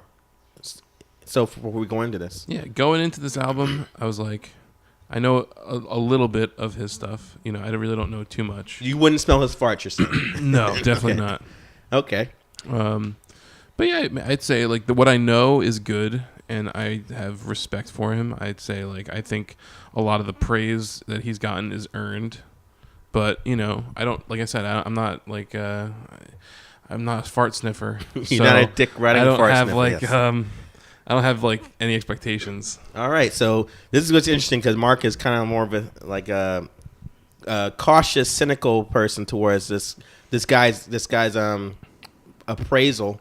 So we'll see how this goes. But one of the things that makes the album "To Pimp a Butterfly" so incredible, that I think is beside the insightful and social conscious lyrics, is the production. I remember you said you didn't actually hear that whole album, but the production of the album, like musically. The album is a combination of jazz, rap, funk, soul, and straight up like experimental hip hop. If he did just like a Good Kid, Mad City Part 2, he could have just did that, which I said before, and everybody would have been satisfied. But instead, Kendrick like pushed himself creatively and definitely paid off. Everybody loves that album, as do I as well. And as on this album, I felt that the music on this one was a little more mainstream, like a little more I could agree with accessible, dancey, and that really came up with like that after that like introduction song, and you get that song DNA, which is like kind of like a hard hitting like club beat. I like that song actually. Yeah, he's spitting like using his like technical like fast paced flow. And then that part where that beat changes and he still can like keep up with that beat in that same song, like it's at first when I first heard it, I'm like, this is what I was afraid of, it being too like poppy. I don't know the right word, but I love that song, and even the song after that song called "Yeah," which got like that kind of like '90s like laid back feel. It's got like Kid Capri like doing that hype man stuff, like introducing the world premiere, blah blah blah. It's like, didn't love that song, but I thought like it's a really good chill song. There's a thing with some rappers, and he's no exception, that annoys me is when they rely on just repeating the same thing over and over again. Okay. A little too much. I'm not, we gonna be all right. Okay. It's one We thing, are. but like yeah. It's like, oh, come on, man. Like, Phil, like if you're gonna give me a 4-minute song, but like 2.5 minutes of it is gonna be you saying the word "yeah," like just write something a little bit more, like. All right, so I see where me and Mark are going. We both kind of felt like track 3 is when it was kind of like kind of falling off, but then Kid Capri comes back on that next song, Element, which is damn near one of my fucking favorite songs on this album, because that quiet ominous beat and that sinister piano keys, like when that hook comes in, and then that second like if it's gonna go hard, I'm gonna make it look sexy, and then that second like lower octave piano thing, like I was right when I was like at the point where like I just can't get any better. He does that part, and I came, and it was just great at that moment. Like I love Element. Wow. TMI. Let me tell you, a little too much information. Sorry, I'm just saying. 4 tracks in, I'm just like, Element is. Yeah, I don't know. I go back and forth on that song. Like it's like one of those songs where I feel like I don't like it, but it's too good for me to not like it. Clutch to Pearls. Go on. I don't like the like vibe of I'm gonna make it look sexy. And then he says, like, it's just, like he says the word bitch a lot in that song. I feel like it's a little like out of place. Yeah, I'm sorry for you off. I forgot you were a feminist. So. Hey man, first and foremost. Love that fucking song, but I guess we have to agree to disagree on that song. And even though I felt this album is a bit more like radio friendly, I said like he does push like the boundaries even further than before. So I want to ask you this, Mark. There's 2 songs that when I heard on this album, I'm like, I gotta ask Mark his opinion on this because he's like a rock dude. Okay. Pride and the song Triple X, which features U2, no pun intended with the Pride thing, but like Pride, the first song's got like that. I think that song's literally got like real like live instruments, because you got like the descending guitar rhythm, the funky like soulful like bass lines, and I think the drumming was like is not real drums, but still beautiful song. Like, did you like that one at least? I don't remember. I mean, I don't know if I remember exactly the song, but it's definitely like I'm looking at the track listing. I feel like it's definitely in the point of the album when I remember feeling like this is getting a little boring for me. Well, this song, before I don't you remember go the on that specific song actually is when he's rhyming, but his rapping is kind of like a more of a talking thing, and like you can hear the pitch in his first Oh, thing. And yeah, it goes that's the one that the faster, pitch goes weird. slower. Yeah, That one I thought was interesting. Yeah. yeah. Okay. Yeah, the song "Loyalty" with Rihanna. I remember thinking like, this is whatever. And you say the word loyalty 1,000 times. Yeah. Well, the loyalty, that song. Yeah, he actually, I thought that song was good because Rihanna's, she handles the bars, man, because they go back and forth sparring. I thought that was good. Yeah, I thought she was all right, but it's just that thing that, like, a song can still be good, and then they just say the same thing over and over again, and it loses me sometimes. From like, it just annoys me because I'm like, you guys. Less is more sometimes. It's like you don't have to. What's the point of saying it over and over and over again? They have to fill out the time. It doesn't do anything for me. It's not my way of doing things. But So then, what about Triple X then with U2, which I didn't even know it was Bono doing the hook. You have to actually read it to find out. It wasn't bad. It was all right. Because you expect when you see U2, they're like, oh my god, is this gonna like fucking like Kendrick Lamar rapping over like where the streets have no name, some shit like that. But it doesn't even sound like a U2 song. Yeah, it's like that's why I was curious because it says featuring U2 and not featuring Bono. Right. So I think I think in some parts of the song there's actually like live instrumentation, but it goes back to more of a rap song. So he's like, I don't know if they're obviously not through the whole song, but I was kind of like, this is interestingly good. But you're saying you think the same thing. Yeah, it was pretty good. I remember thinking it was all right. You go ahead. Now that song "Humble." Okay, we'll get in that Humble. So like we had mentioned it in the past. I hadn't heard it yet because I know that was like the single they put out, right? Right. That was like the video. Now tell me when you hear that record scratch and then that beat drops, you just like arms are flying, right? I liked it. Okay. Up until I realized that song was just bad.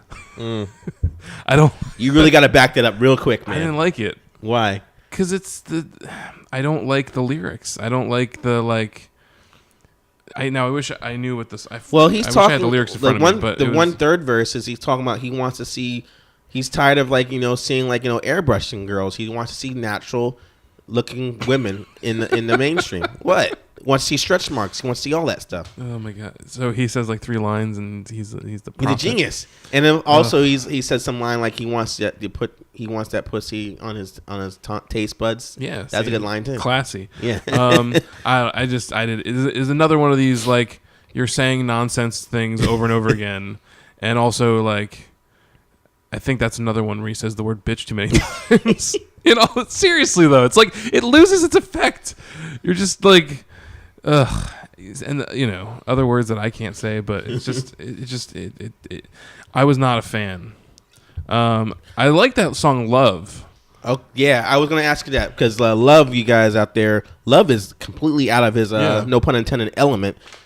If that's like a totally like mainstream R&B song he does, and I was, why are you doing this? This is not you, but this guy is so amazing. He can take like bullshit music and make it even better. I think that's the whole point of his album. He's doing a lot of mainstream stuff because like Humble, you mentioned earlier, and about I would say like maybe 20% or 30% of his album has trap music on it, trap beats I should say. But he's doing better stuff. He does, yeah, exactly. Same thing with the Love song. It's just like it's just like this is a really R&B song out here on the radio, mainstream stuff. But Kendrick Lamar's on this shit. Incredible song, but you like the song why? Because it was like it was out of his element, like you said. But yeah, I don't know. It was just I thought it was a good track. It was different. It was just different, and I liked it. I liked the melody, and I thought it was good. Okay, yeah. Well, melody was good. Yeah. Like there's other songs on here, like I think "Feel Like," I can't remember how that went, but I thought that was an alright song too. A lot of the songs on here just sound good on the ears. And plus, he's using fucking bars on songs, and that's what I'm saying for you trap artists out there. Take some note for what Kendrick Lamar is doing. This is how you make a good trap song. Now, as much as I'm saying how amazing this album is, I have some complaints. Yes, I will mention them right now. the end of the album is where I have my complaints. The first song I want to complain about is the song called God. It's a decent song, but the production and Kendrick Lamar's like flow comes off a bit Kanye-y. Mm-hmm. That song reminded me of what Kanye West would do nowadays. And then the last song, which is called Duckworth, like some people may think it's about the butler from the 80s cartoon DuckTales, but in fact, it's Kendrick Lamar's real last name. Now here, Kendrick Lamar is telling a story about how his father met Anthony Tiffith from Top Dog, that's his real name, Top Dog Records, and joined the label because his father worked at this chicken place, and Anthony from Top Dog was going to rob it, but he was always giving him like free food. So he's like, if that wouldn't happen, he would have robbed it, and I would never work with him. Where would I be if that didn't happen? We would never met. Blah blah. And I felt like that song, the beat just kept switching so many times. I'm like, is this a fucking mixtape or is this like, a song? I like pick up 2 beats and go at that. But then I started listening to it more and more, and I'm like, this is actually proving not only this. I already like the subject matter for starting, but I also found out that like Kendrick Lamar can like keep his same flow over like 7 different beats happening in the same song, and I'm like, this guy's a fucking genius. Now I understand how great the song is. So that complaint goes away. So now my only complaint is that one song, God. Mark, do you have anything more you want to add before we give our final ratings? I kind of like that song, God. Okay, go on. I liked it. I couldn't tell you exactly why I liked it, but I remember liking it. And the last song, too, I thought was really good. Because, yeah, like the production on things towards the end, it got a little more energetic. And, like, I felt like the album was kind of missing. Like, it starts off really strong with the DNA. And then there's not a lot of, like, banger tracks, like more or less. Yeah. And not that it has to be like pumped up, but I felt like a lot of it was intentionally a little more mellow throughout the album. He's very reflective, and I feel like with this album takes a lot of listens, and I think what you might have to do. Yeah, but the thing is, to me though, the thing is, I'd like to think that it's reflective, but like some of it is, bitch, be humble. You're like, okay, that's not anything to me. That doesn't mean anything to me. Like, yeah. I mean, that's what I appreciate is that he is, a rapper who has, ideas and thoughts that are more than just that. But I feel like sometimes to me it gets bogged down with like the trappings of still being a rapper and and having those things that like, I'm not going to sell records if I don't use the word bitch. Maybe that's just in his lingo. So I mean, no, I know, yeah, and it's just the way it is. I mean, whatever. I'm not trying to change nothing, but to me, it was just like I felt like if there was a few more, more high energy tracks throughout, it might offset some of it. So to me, like on a whole, I just thought it was kind of boring at times. That was like the worst part of it. Like I still liked a lot of it. Okay. So you want to hear a party record? That's what you need. I just want him to do something a little more, because sometimes it's like I get sick of him just like whispering, and I'm in a bed, and in a mono, and going to vulnerable, like with piano in the back, like soft piano and fucking doo-wop groups. Like, okay, some of it gets a little tiresome for me, but I still like it. All right, I think I should really like bring this review up first before you tear this shit down, or he might not. He might be like playing like putting holding his cards to his hands or his chest, something like that. So like from what you guys are hearing, I think this album is great, and the music is very eclectic, ranging from old school R&B to funk to grimy hip hop. Kendrick Lamar's lyrics remain topical and thought provoking at the same time, because he's talking like he mentions like election stuff here and there. Like, I think that song, I can't remember the name of it, so that's what the problem is. And I feel, because all the songs are just one word. Yeah. And then you have to make sure you listen and say, did they actually say that word in the chorus or not? Mm-hmm. And maybe they don't. It's just like, he said it once, and it's like, loyalty, what song that is, but, other songs, it's not, you're not so sure. I feel with, like, the lyrics on here, the album title as well, he is in like a more of a state of uncertainty and hopelessness, especially with that like track that contains like the voicemail from his uncle. Remember when his uncle's talking about like Deuteronomy says business and blah blah, I lost my way. So it's not quite a masterpiece, like I started with the last album, but I think Kendrick Lamar should feel no shame with my rating here. I say you guys should buy this album. It's worth the money. Mark, what do you think? Yeah, like I said, I did like a lot of it. I think it's just the worst part of it for me was it gets a little boring. There's probably like maybe 4 to 5 tracks that I would take away from this. I say download it. What? Okay. Exhale. All right, you guys. Be So happy about that. now that you got the final rating of the Kendrick Lamar album, you can now decide what to do with your life, what you're gonna do with if you're gonna buy it or not. So you're welcome. But let us know in the comment section if you actually went ahead and listened to it before you heard our opinion, and tell us what you think. Or if you want to send us a lengthy email, make sure you put Mark's name in the subject matter if you want to say how much he's wrong in his opinion. But yeah, It's fine. he don't care. I don't give a fuck. You're gonna be all right. Wow, I was like listening to this album like for like a whole month, and I thought like Mark's gonna love this shit because he loved the Kanye album. So It's not as inventive as the Kanye album. I feel like it's not as like Kanye does that thing where it's like artistic with its production, but still catchy for the most So part. I think what you're gonna do, if you heard the Pimp a Butterfly, you'd probably buy that and like download this one because that one's is what you're looking for. The things I've heard off Pimp a Butterfly were good. I remember.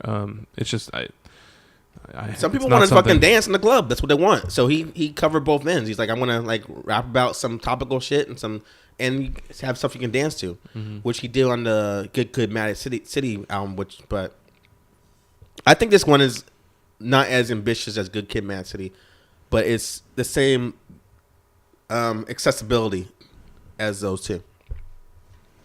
Do you mind if you wait before I pour myself a rum and coke before we get to these next reviews? Not saying I'm not going to like them or anything like that, but I definitely need to drink on these ones. Yeah, I'm looking forward to what you have. Your opinions on Incubus. Oh, And, nice segue. That was coming up next, my friends, because people are dying to know how Incubus are nowadays, you know? 'Cause, Drill, how do you do it? well, I just put on my shirt and my pants one leg at a time.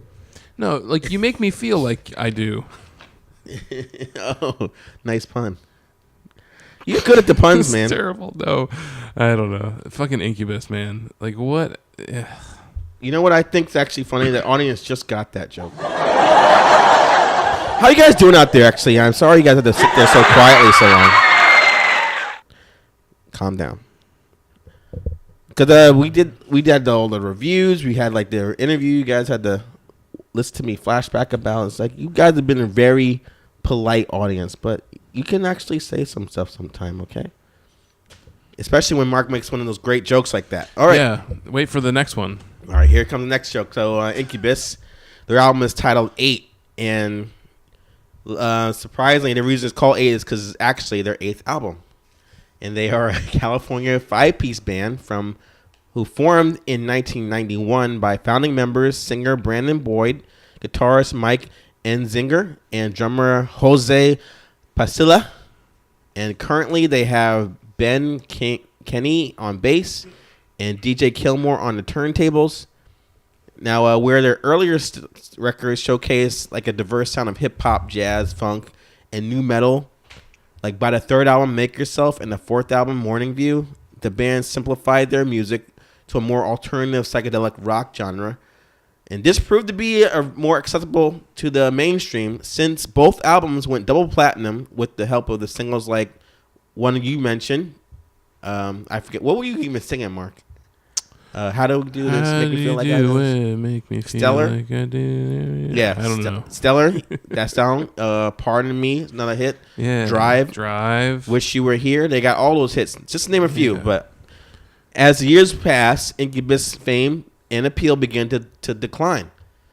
And this proved true with the sixth album titled Like Grenades. And despite the fact that album debuted at number 1 on the billboards, it fell to number 37 the following week. So that started pushing away all like the mainstream fans and all the diehard fans went and bought it the first week, you know. Mm-hmm. And in 2008, the band went on a brief hiatus before reforming in 2010 to release the album If Not Now, When the following year. And this latest album marks the longest gap between album releases for the group. And a little side note, Skrillex helped produce it, but yet there is no dubstep to be heard. So we'll find out where he actually played on this record. Or with the opening track, it's obvious they are trying to return to their like hard rock sound, mixing with Brandon's usual delivery about like stars and space, like whatever the fuck he wants to talk about. Like the guitar riffs on like are really crunchy, and really drive tracks like the song "Nimble Bastard," which I thought was a really good song, with like the help of like the aggressive drumming as well. That's when the album kicks off with songs like, you know, it's not bad, right? You're like kind of I mean, it's not bad. What was your issue when it started off then? It's not, like I said, the first song is all right. The thing is, I don't like is I feel like they're a good band when they're like heavy, when they're doing. I mean, it's no coincidence. They're good when they're playing music that sounds like the kind of music I like, and I don't like them when they're playing the kind of music that I don't like. Okay. Because they cross genres. They've always kind of been that, you know, they started that new metal sound and with DJing and shit on top of metal and or whatever you want to call it, not metal, but yeah. You know, and he still kind of has that hip hoppy type, you know, whatever you want to call it, type style of Swagger, vocals. Yeah. You got that. You're a Deftones fan, so this is a good comparison then for you. These days don't sound like Deftones. I mean, when they both started out, I'm saying.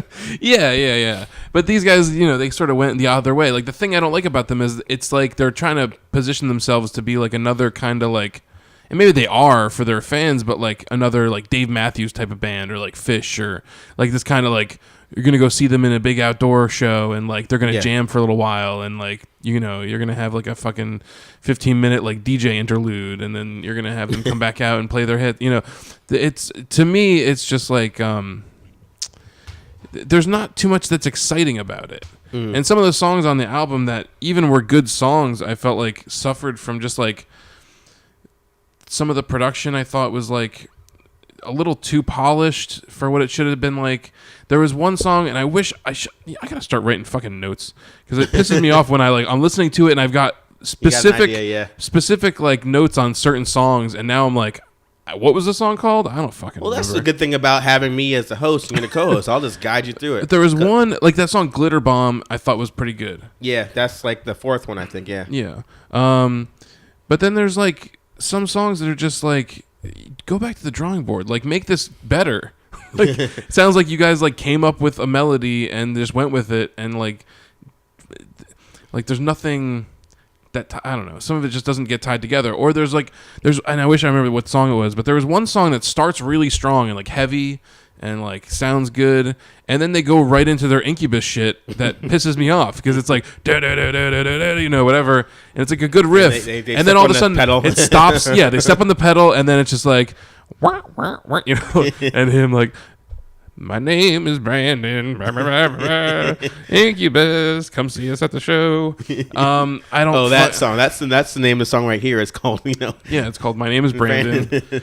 No, whatever. I mean, it's called Cashing In right there. Yeah, the whole album I felt like was listenable.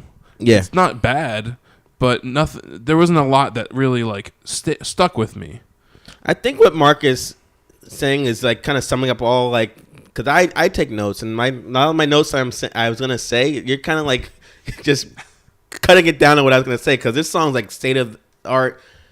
And The Loneliness and Undefeated, where the album starts off kind of heavy and then it like just slows down, and then I gotta pick this side like, well, this is what Incubus sounds like or what I'm used to. How do I like judge it now? Because I'm not expecting to like just go back to science like the whole older stuff, but I do see that they're trying to like, you know, be like, you know, kind of bring back the old style. So like those kind of songs, you get all the atmosphere like tones. And like the electric guitar strumming, like, you know, in the choruses and things like that, and like you hear like in one speaker, like you hear like a faint guitar sound, and like you hear like not really scratching, but like these like sonic waves in another song. So you're really summing up what I was gonna say. It's like, yeah, they do that, and it's just kind of like if you're not into that stuff, that like kind of like earthy, like psychedelic sound, then this is definitely not gonna work for you. Yeah, that song "State of the Art" is like a perfect example where it's like they're trying to craft a song that sounds like it should be a big arena song, like with this catchy hook, but like the hook's not that catchy, and the lyrics are kind of lame, and like it's like you could tell they're just trying to rhyme words with each other, like. You're falling apart. You're state of the art. Yeah, you smelling my fart. Yeah. Yeah. Another zinger. Well, I find like what the song when they're faster, like Nimble Bastard. I mentioned when Nimble Bastard, whatever the next line is, Salt of the Earth. Like I cannot forget that line because it's fast and catchy. But everything they slowed down was like I don't remember what he even said. Yeah, I feel like they're not playing to their strengths. Yeah. And it's like they think their strengths is like the like thought-provoking ballady, thing, but like they're just good at being a rock band. Yeah, well, because maybe. Well, I don't know. I feel like some of the stuff that's a little bit more rocking is like at least a little interesting. Like I feel like they do a good job of having like kind of straightforward riffs, but like layered so that there's like a full sound to them. And sometimes that's all you need is just a simple like good rock riff, but then it's like they come up with that part and then they're like, okay, what's another part that we have laying around? Oh, we have this other really slow, weird, dissonant part. We'll just mash those two together, and that's the song. So my question for you is: do you find like that when they do that? Do you find it doesn't flow? Is that what you're saying? I mean, it flows, but I don't agree with it. Okay. I want have a song that's a rock song, have another song that's your ballad song, but like if you're good at being a rock band, then just try to be a rock band most of the time. And like save your ballady type stuff for when you actually have something good to say that comes across that way, rather than like let's try to make a song just because, like that Throw Out the Map, the last song. It's like that's like a fucking slogan on a fucking piece of art at Target that you buy, that's like hand painted, throw out the map, in a picture of a waterfall or something. Like it's like they're just trying to make songs that have like a catchy line, a hook, so that like it can be on a fucking commercial, or like they can make some money because they played it on a reality show or something. It just, I feel like that's the stage in their career that they're at, is that it's like we're trying to stay relevant, we're still trying to make music that people like, but it just doesn't all work for me. Okay. It comes across as being disingenuous. That's a good point. I was gonna say that. Another song I want to talk about is I mentioned before that Skrillex is on this, produced it somehow, and you can tell on the song called Lonely Is, because it's like the only electronic song on this whole album, and so I assume he did it. It's like a quiet ballad that Mark is obviously not crazy about. Uses like the drum machine and different symphonic like sounds with like the light guitar layers over. It kind of reminds me of something like Linkin Park would do. So you could take that if it's offensive or not. But Familiar Faces was okay. I think it's going to be a good single. And I actually can see that Incubus is using a dial-up modem just like we do. Because that one song called Love in the Time of Surveillance starts off with the AOL dialing and noise kids from the 90s will remember, before kicking into like the Tom Morello-esque like guitar riffs. And that's what I found like the towards the end in the song you mentioned, Throughout the Maps. It's got like this Rage Against the Machine sound to it, which I don't know how to feel about it. It's like when I hear it, I immediately think of Rage Against the Machine, but like if they were like kind of like either a Rage Against the Machine B-side, or just like they just didn't really feel like putting a thought in a song, become the Incubus song. And they pepper in some like light piano keys on that song throughout the maps that he mentioned. But a lot of the songs, the album for me, like kind of like started out heavy and then like went soft and then ended heavy. So it was like a upside down bell curve. What's kind of actually interesting from your ranting is I'm not although I have an idea where you're going with this, I kind of want to hear what your final thoughts are on this record. And these are my final thoughts because I will not think about this again. It's an amazing record. You should buy it right away. No, I just never listened you to know it. it's like it's fine, it's okay, but it's just it doesn't. I feel like if you want to be that other kind of band, then don't like stop trying to rock and just like do that, but do it well. You know, I feel like they're trying to tread this line, and like there's a bunch of different sounds on the album, but like you never get a real feel for like what they are as a band, you know, and it's sort of like they're trying some different sounds here and there. Right. But like to me, the things that work the best is like the more straightforward rock stuff. So, for the next one, you know, just try to do that, guys. All right, it's your pal Mark telling you just back to basics. Mm-hmm. But for this one, I'm gonna say you can just skip it. Well, I figured you were going with that. Now, one question I want to ask you is, because I think that they still have their humor, like because that one song on the album that's like a really short song is called I Took a Shower or whatever. When I Become a Man. It's like kind of a western, like I don't want to say calypso, it's an interlude basically. Like okay, they still got their silliness in them. And as much as I appreciate the band's attempt at rocking, it doesn't come off as authentic at all. Like Mark said, it's disingenuous. Like seems like they are playing heavier songs just to prove something or to satisfy the older fans, as opposed to like writing songs that are natural. Is that what you were saying? I think the same thing. Naturally, they're old and they're a soft band. And they're trying to like, and it's not doesn't feel like it's come from the heart. And I really only remember like what Brandon says, like maybe if the song is catchy or fast, because his lyrics are really forgettable on this album. Still a decent record, so I say you can download it. It's not bad. I mean, but I think what you're saying is, from what they've done in the past, you could go the rest of your life not hearing it and be content. So Yeah, definitely. as much as I'm being more fair on this record and being more harsher, I see where you're coming from. So give us your opinion in the comment section or send us a lengthy email. What did you think of the new Incubus album? And tell us what your rating would be as well. So, Science is, I think, their best work. Their second record. And that's never going to happen again. Yeah, you just got to cope with that. But do what you got to do, you know? How you doing, Mark? I'm doing all right. How you doing, crowd? Yeah, doing good. I'll let you guys share for a while I gather my thoughts. All right, that's enough. Sit down.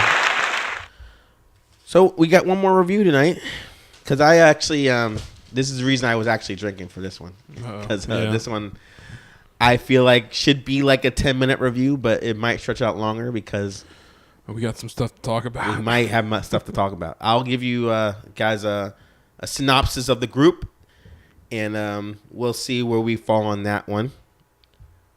Now, can I ask you a question? Did you hear like the deluxe version of this? I did, because there's 2 songs at the end that okay, good, because I was really hoping that you've heard them, because we gotta talk about that. I didn't know that they were bonus tracks while I was listening to it, and then all of a sudden it ended, and I was like, wait, and I compared it to the other version, and I realized that those 2 last tracks were not on the regular album. So wait, how'd you not to incriminate you, but how'd you listen to it then? On Apple Music. Okay.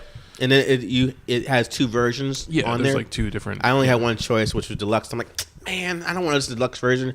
And I looked, I'm like, oh, it's only 2 songs. What's the big deal? Yeah. And what a song they are. Yeah, what a 2. Yeah. Oh my God. Yeah. So the band we're talking about, you guys, is a band called Falling in Reverse. Their album's called Coming Home.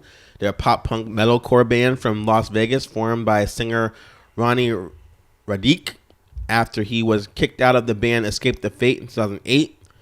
Following a parole violation and a 2-year stint in prison. So during that time while he was in jail, Ronnie continued writing music, recruited 2 guitarists, a bass player, a drummer, and by 2011 released a debut album, The Drug in Me Is You. And that album received mixed reviews from its jarring contrast between hardcore and pop music. Also, Ronnie's bitter cliche lyrics was a factor as well.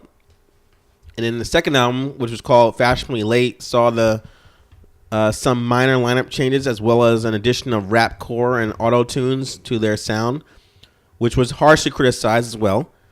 And then by the third album, which is called Just Like You, it was a return in a form which some say is the band's best work.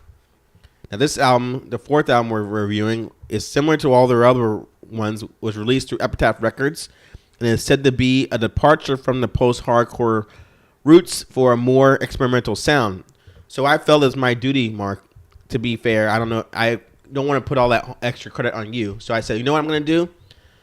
I'm going to watch all their music videos so I get an idea of their previous sound and come into this review and say where I can see where they changed and have it. This album starts off with the title track, which contains like mid-tempo, like yet slightly programmed hard rock with piano keys peppered throughout.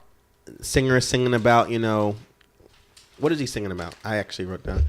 Lyrically, you got him singing and yelling about melodramatic shit. So I don't really have anything in. A lot of woes in that song. A lot of woes.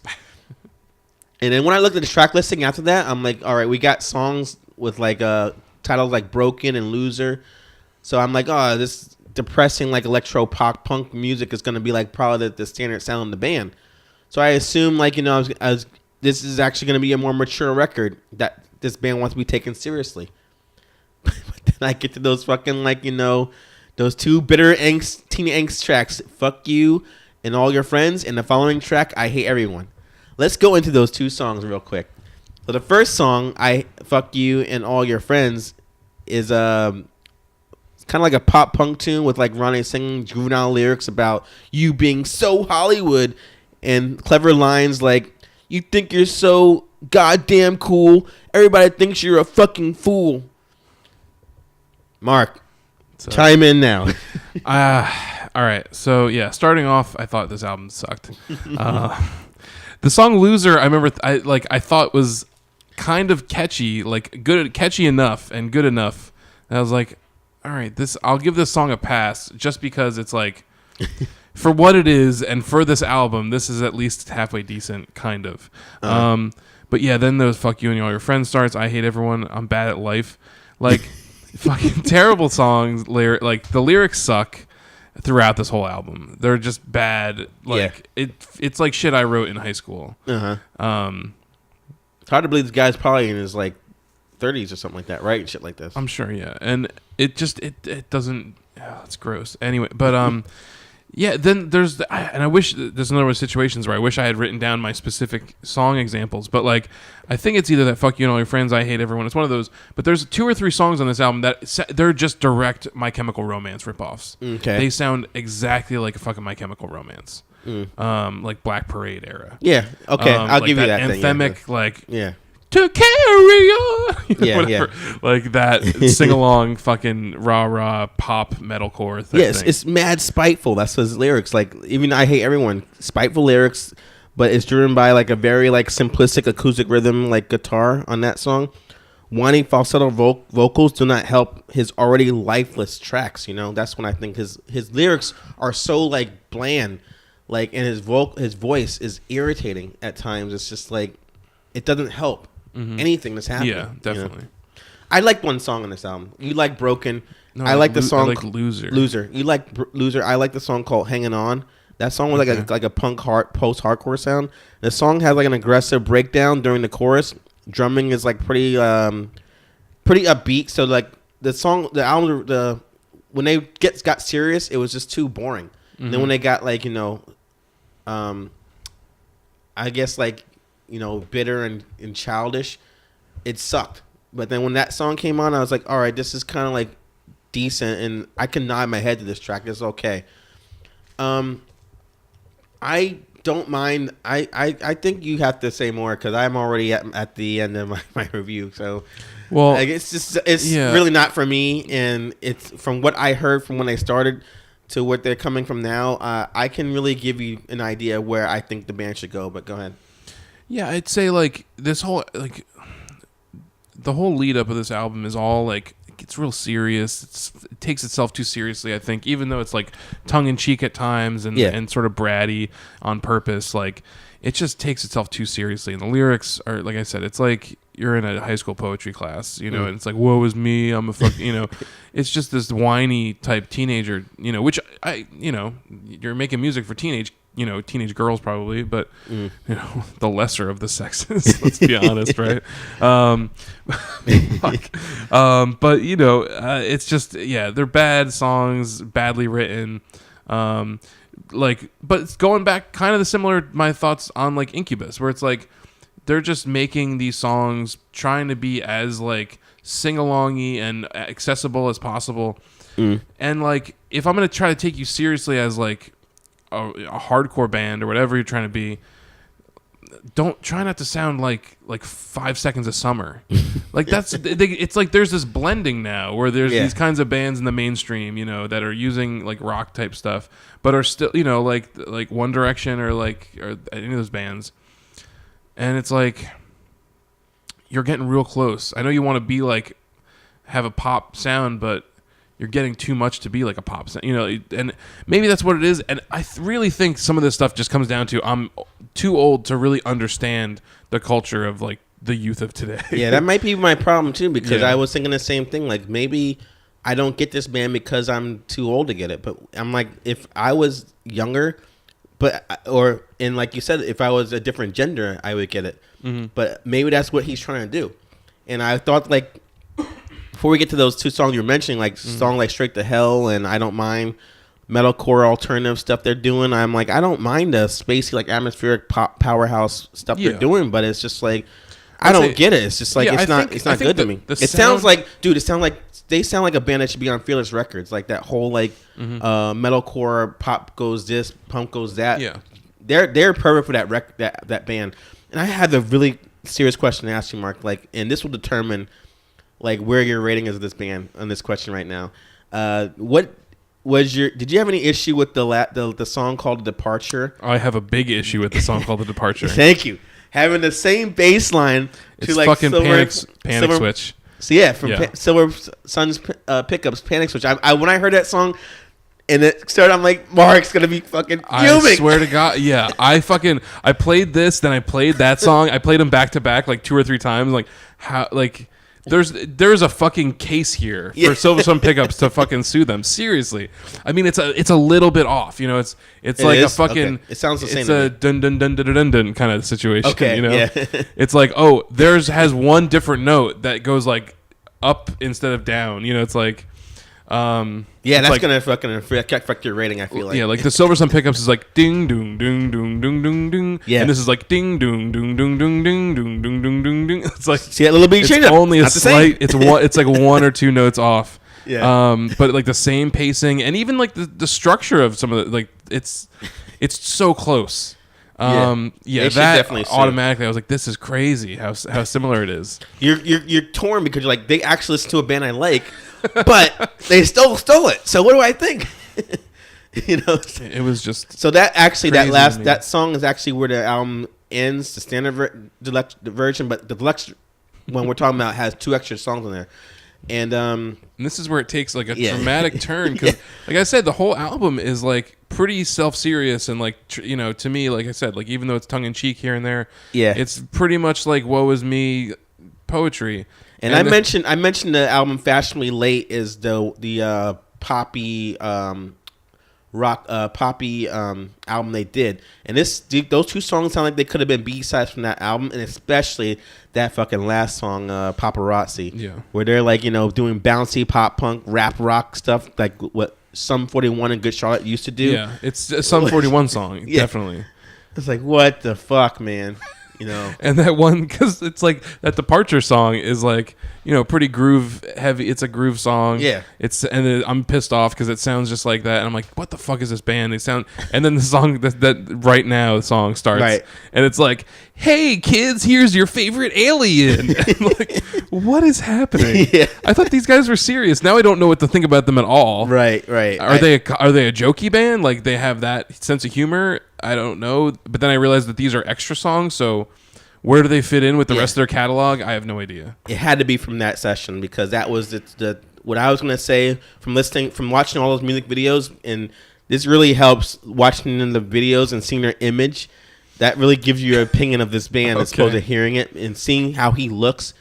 Because he looks like a reject like Nikki Sixx. Looks exactly like him, and it's it's fucking 2017 and you still dress like that and have your hair Yeah. looking like that and have the sleeves and stuff like that.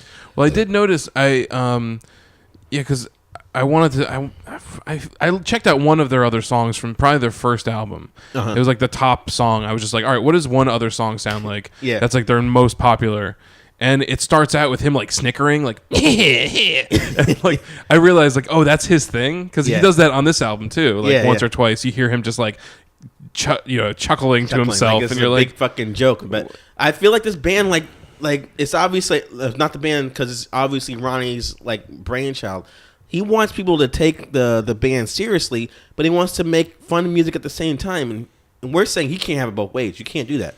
I mean, especially what you're doing. the thing is, you can, You but can, but not what he's doing. yeah, like you can't be like, I want, like there's a thing where like, I feel like if I was a teenager and I was looking for something that spoke to me and how miserable I was because I grew up as a very, I feel like I was always like depressed teenage kid, your typical, Yeah. pseudo goth. And I feel like this would just be, it would be nothing to me because it was like, all right, so I want a band that like I can sulk to. So you have all these great songs that like I can feel like I can, commiserate with. But then like, oh, but you guys are just joking about it? Yeah. You're like, I don't know. There's nothing.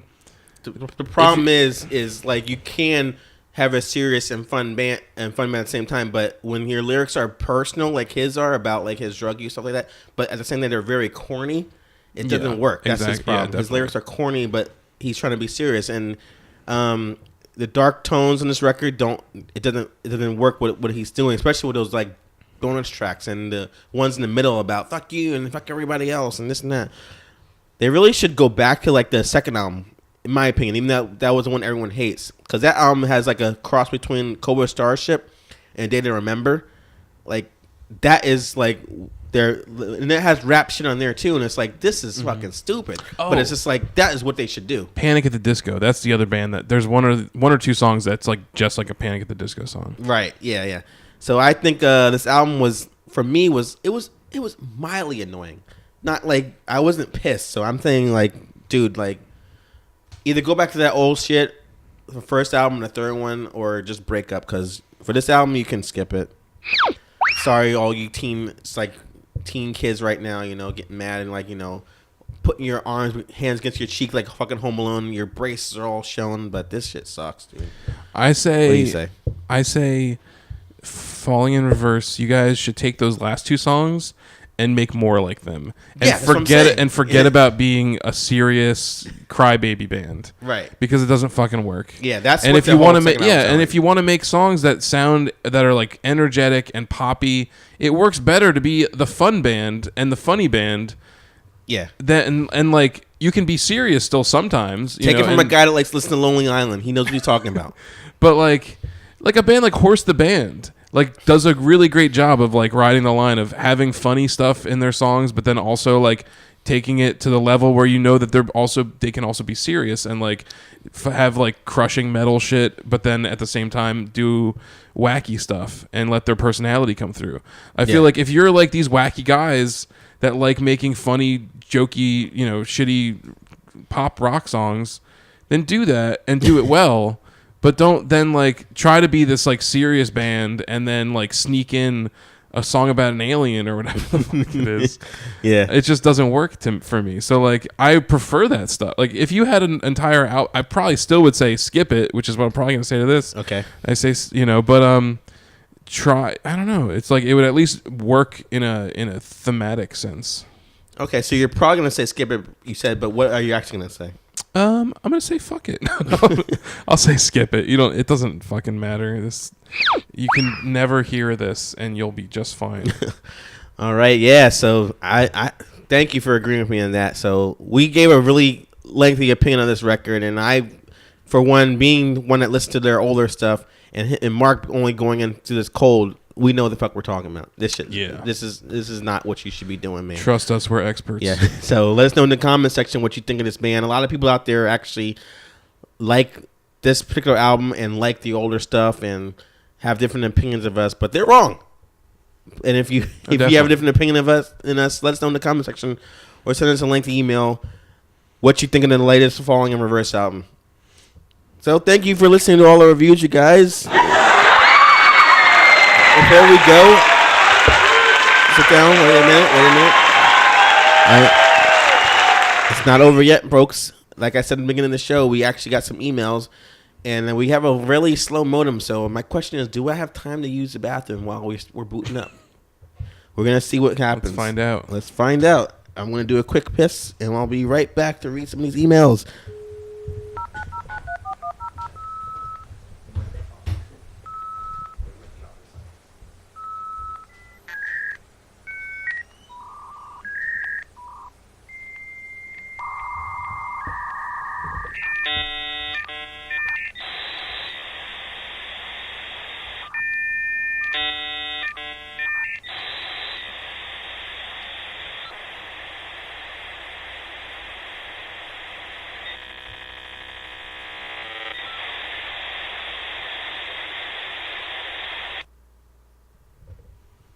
All right, you guys sat through all that? Awesome. So it looks like Jarrell's still pissing, and we're trying to navigate cyberspace. Oh, here he is. I am back. This would be a terrible show if it was just me. That's why you got me here, my friend. I'm going to check out some emails here. Let's see. You've got and we mail. got some mail, like I told you guys. All right. So the first email we got here. Let me see here.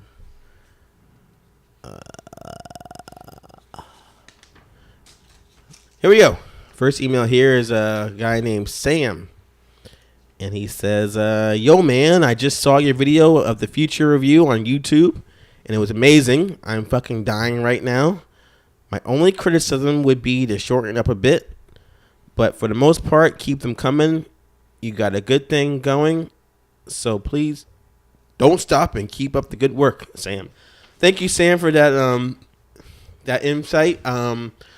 I'm not sure we'll shorten it up because 15 minutes, I think you can go with a 15-minute review, right? You know, you actually watch our video? Mark, you're actually in it, so why watch something you actually were in? Yeah, I fucking lived it, bro. Yeah, we're doing 2-hour shows, so minimum. So I think you can sit through 15 minutes of us bashing an album that sucked. Even though Sam, shut the fuck up. that particular one didn't deserve as much insight because you basically knew how we felt about it when it started. Yeah.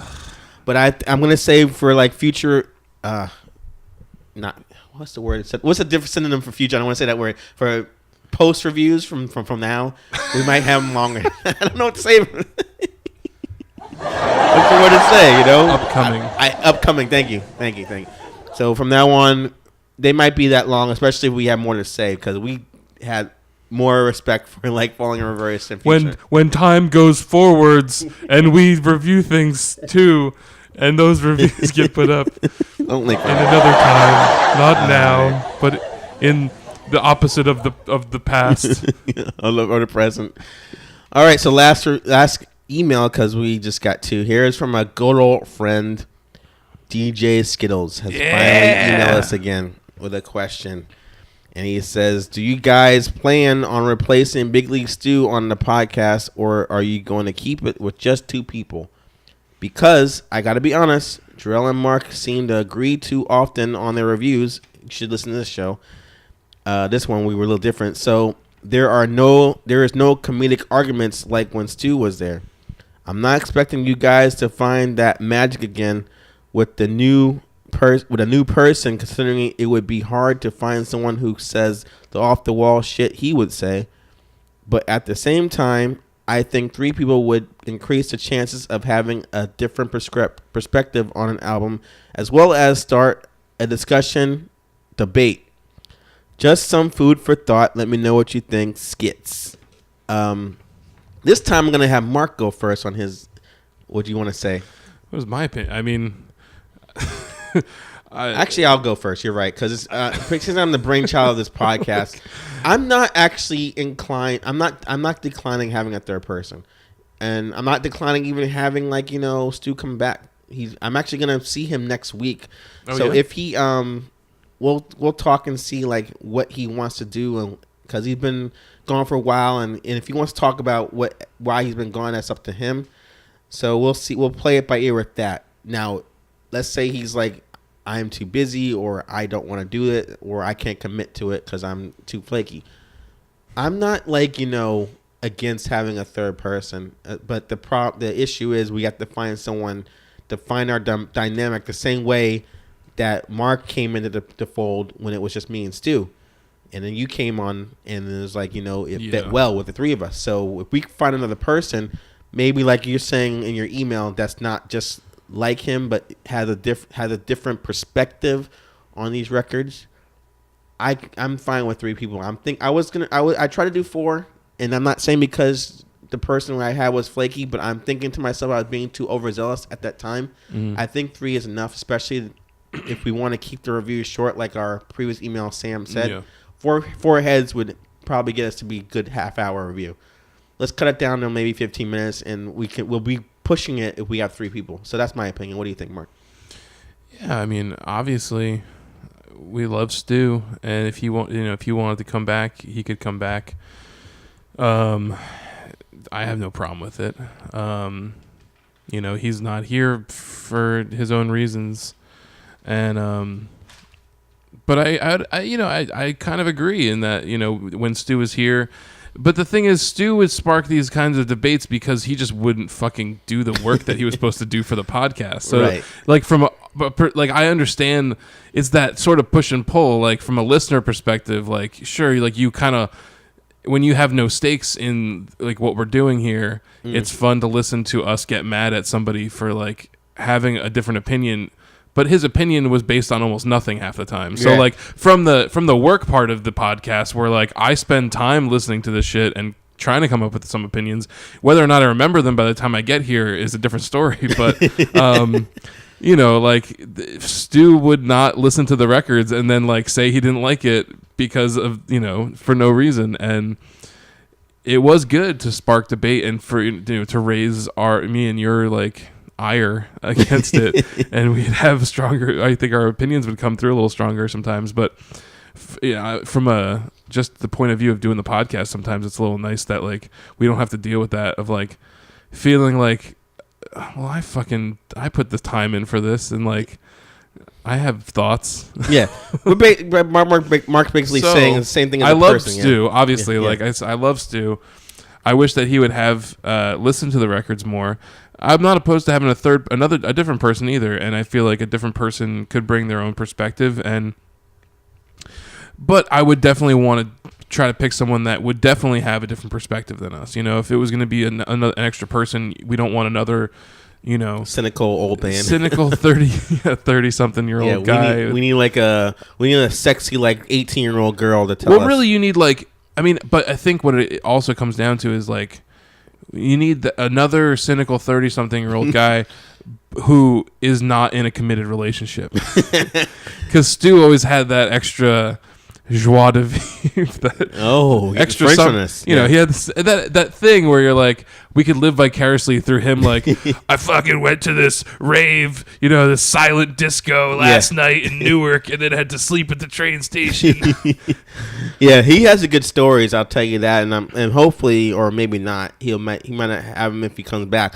But for albums in general, it didn't really matter what his life was. Maybe that was what's keeping him from listening to records because he didn't have a committed relationship to hold him to the whole thing. But for my situation, and we're gonna get higher in a section, but I find it tough to listen to albums being in a relationship as opposed to being single because I have so much stuff going on. Mm-hmm. I don't know how you have it because you told me before your wife like, are you really gonna fucking listen to music right now instead of watching Friends with Me?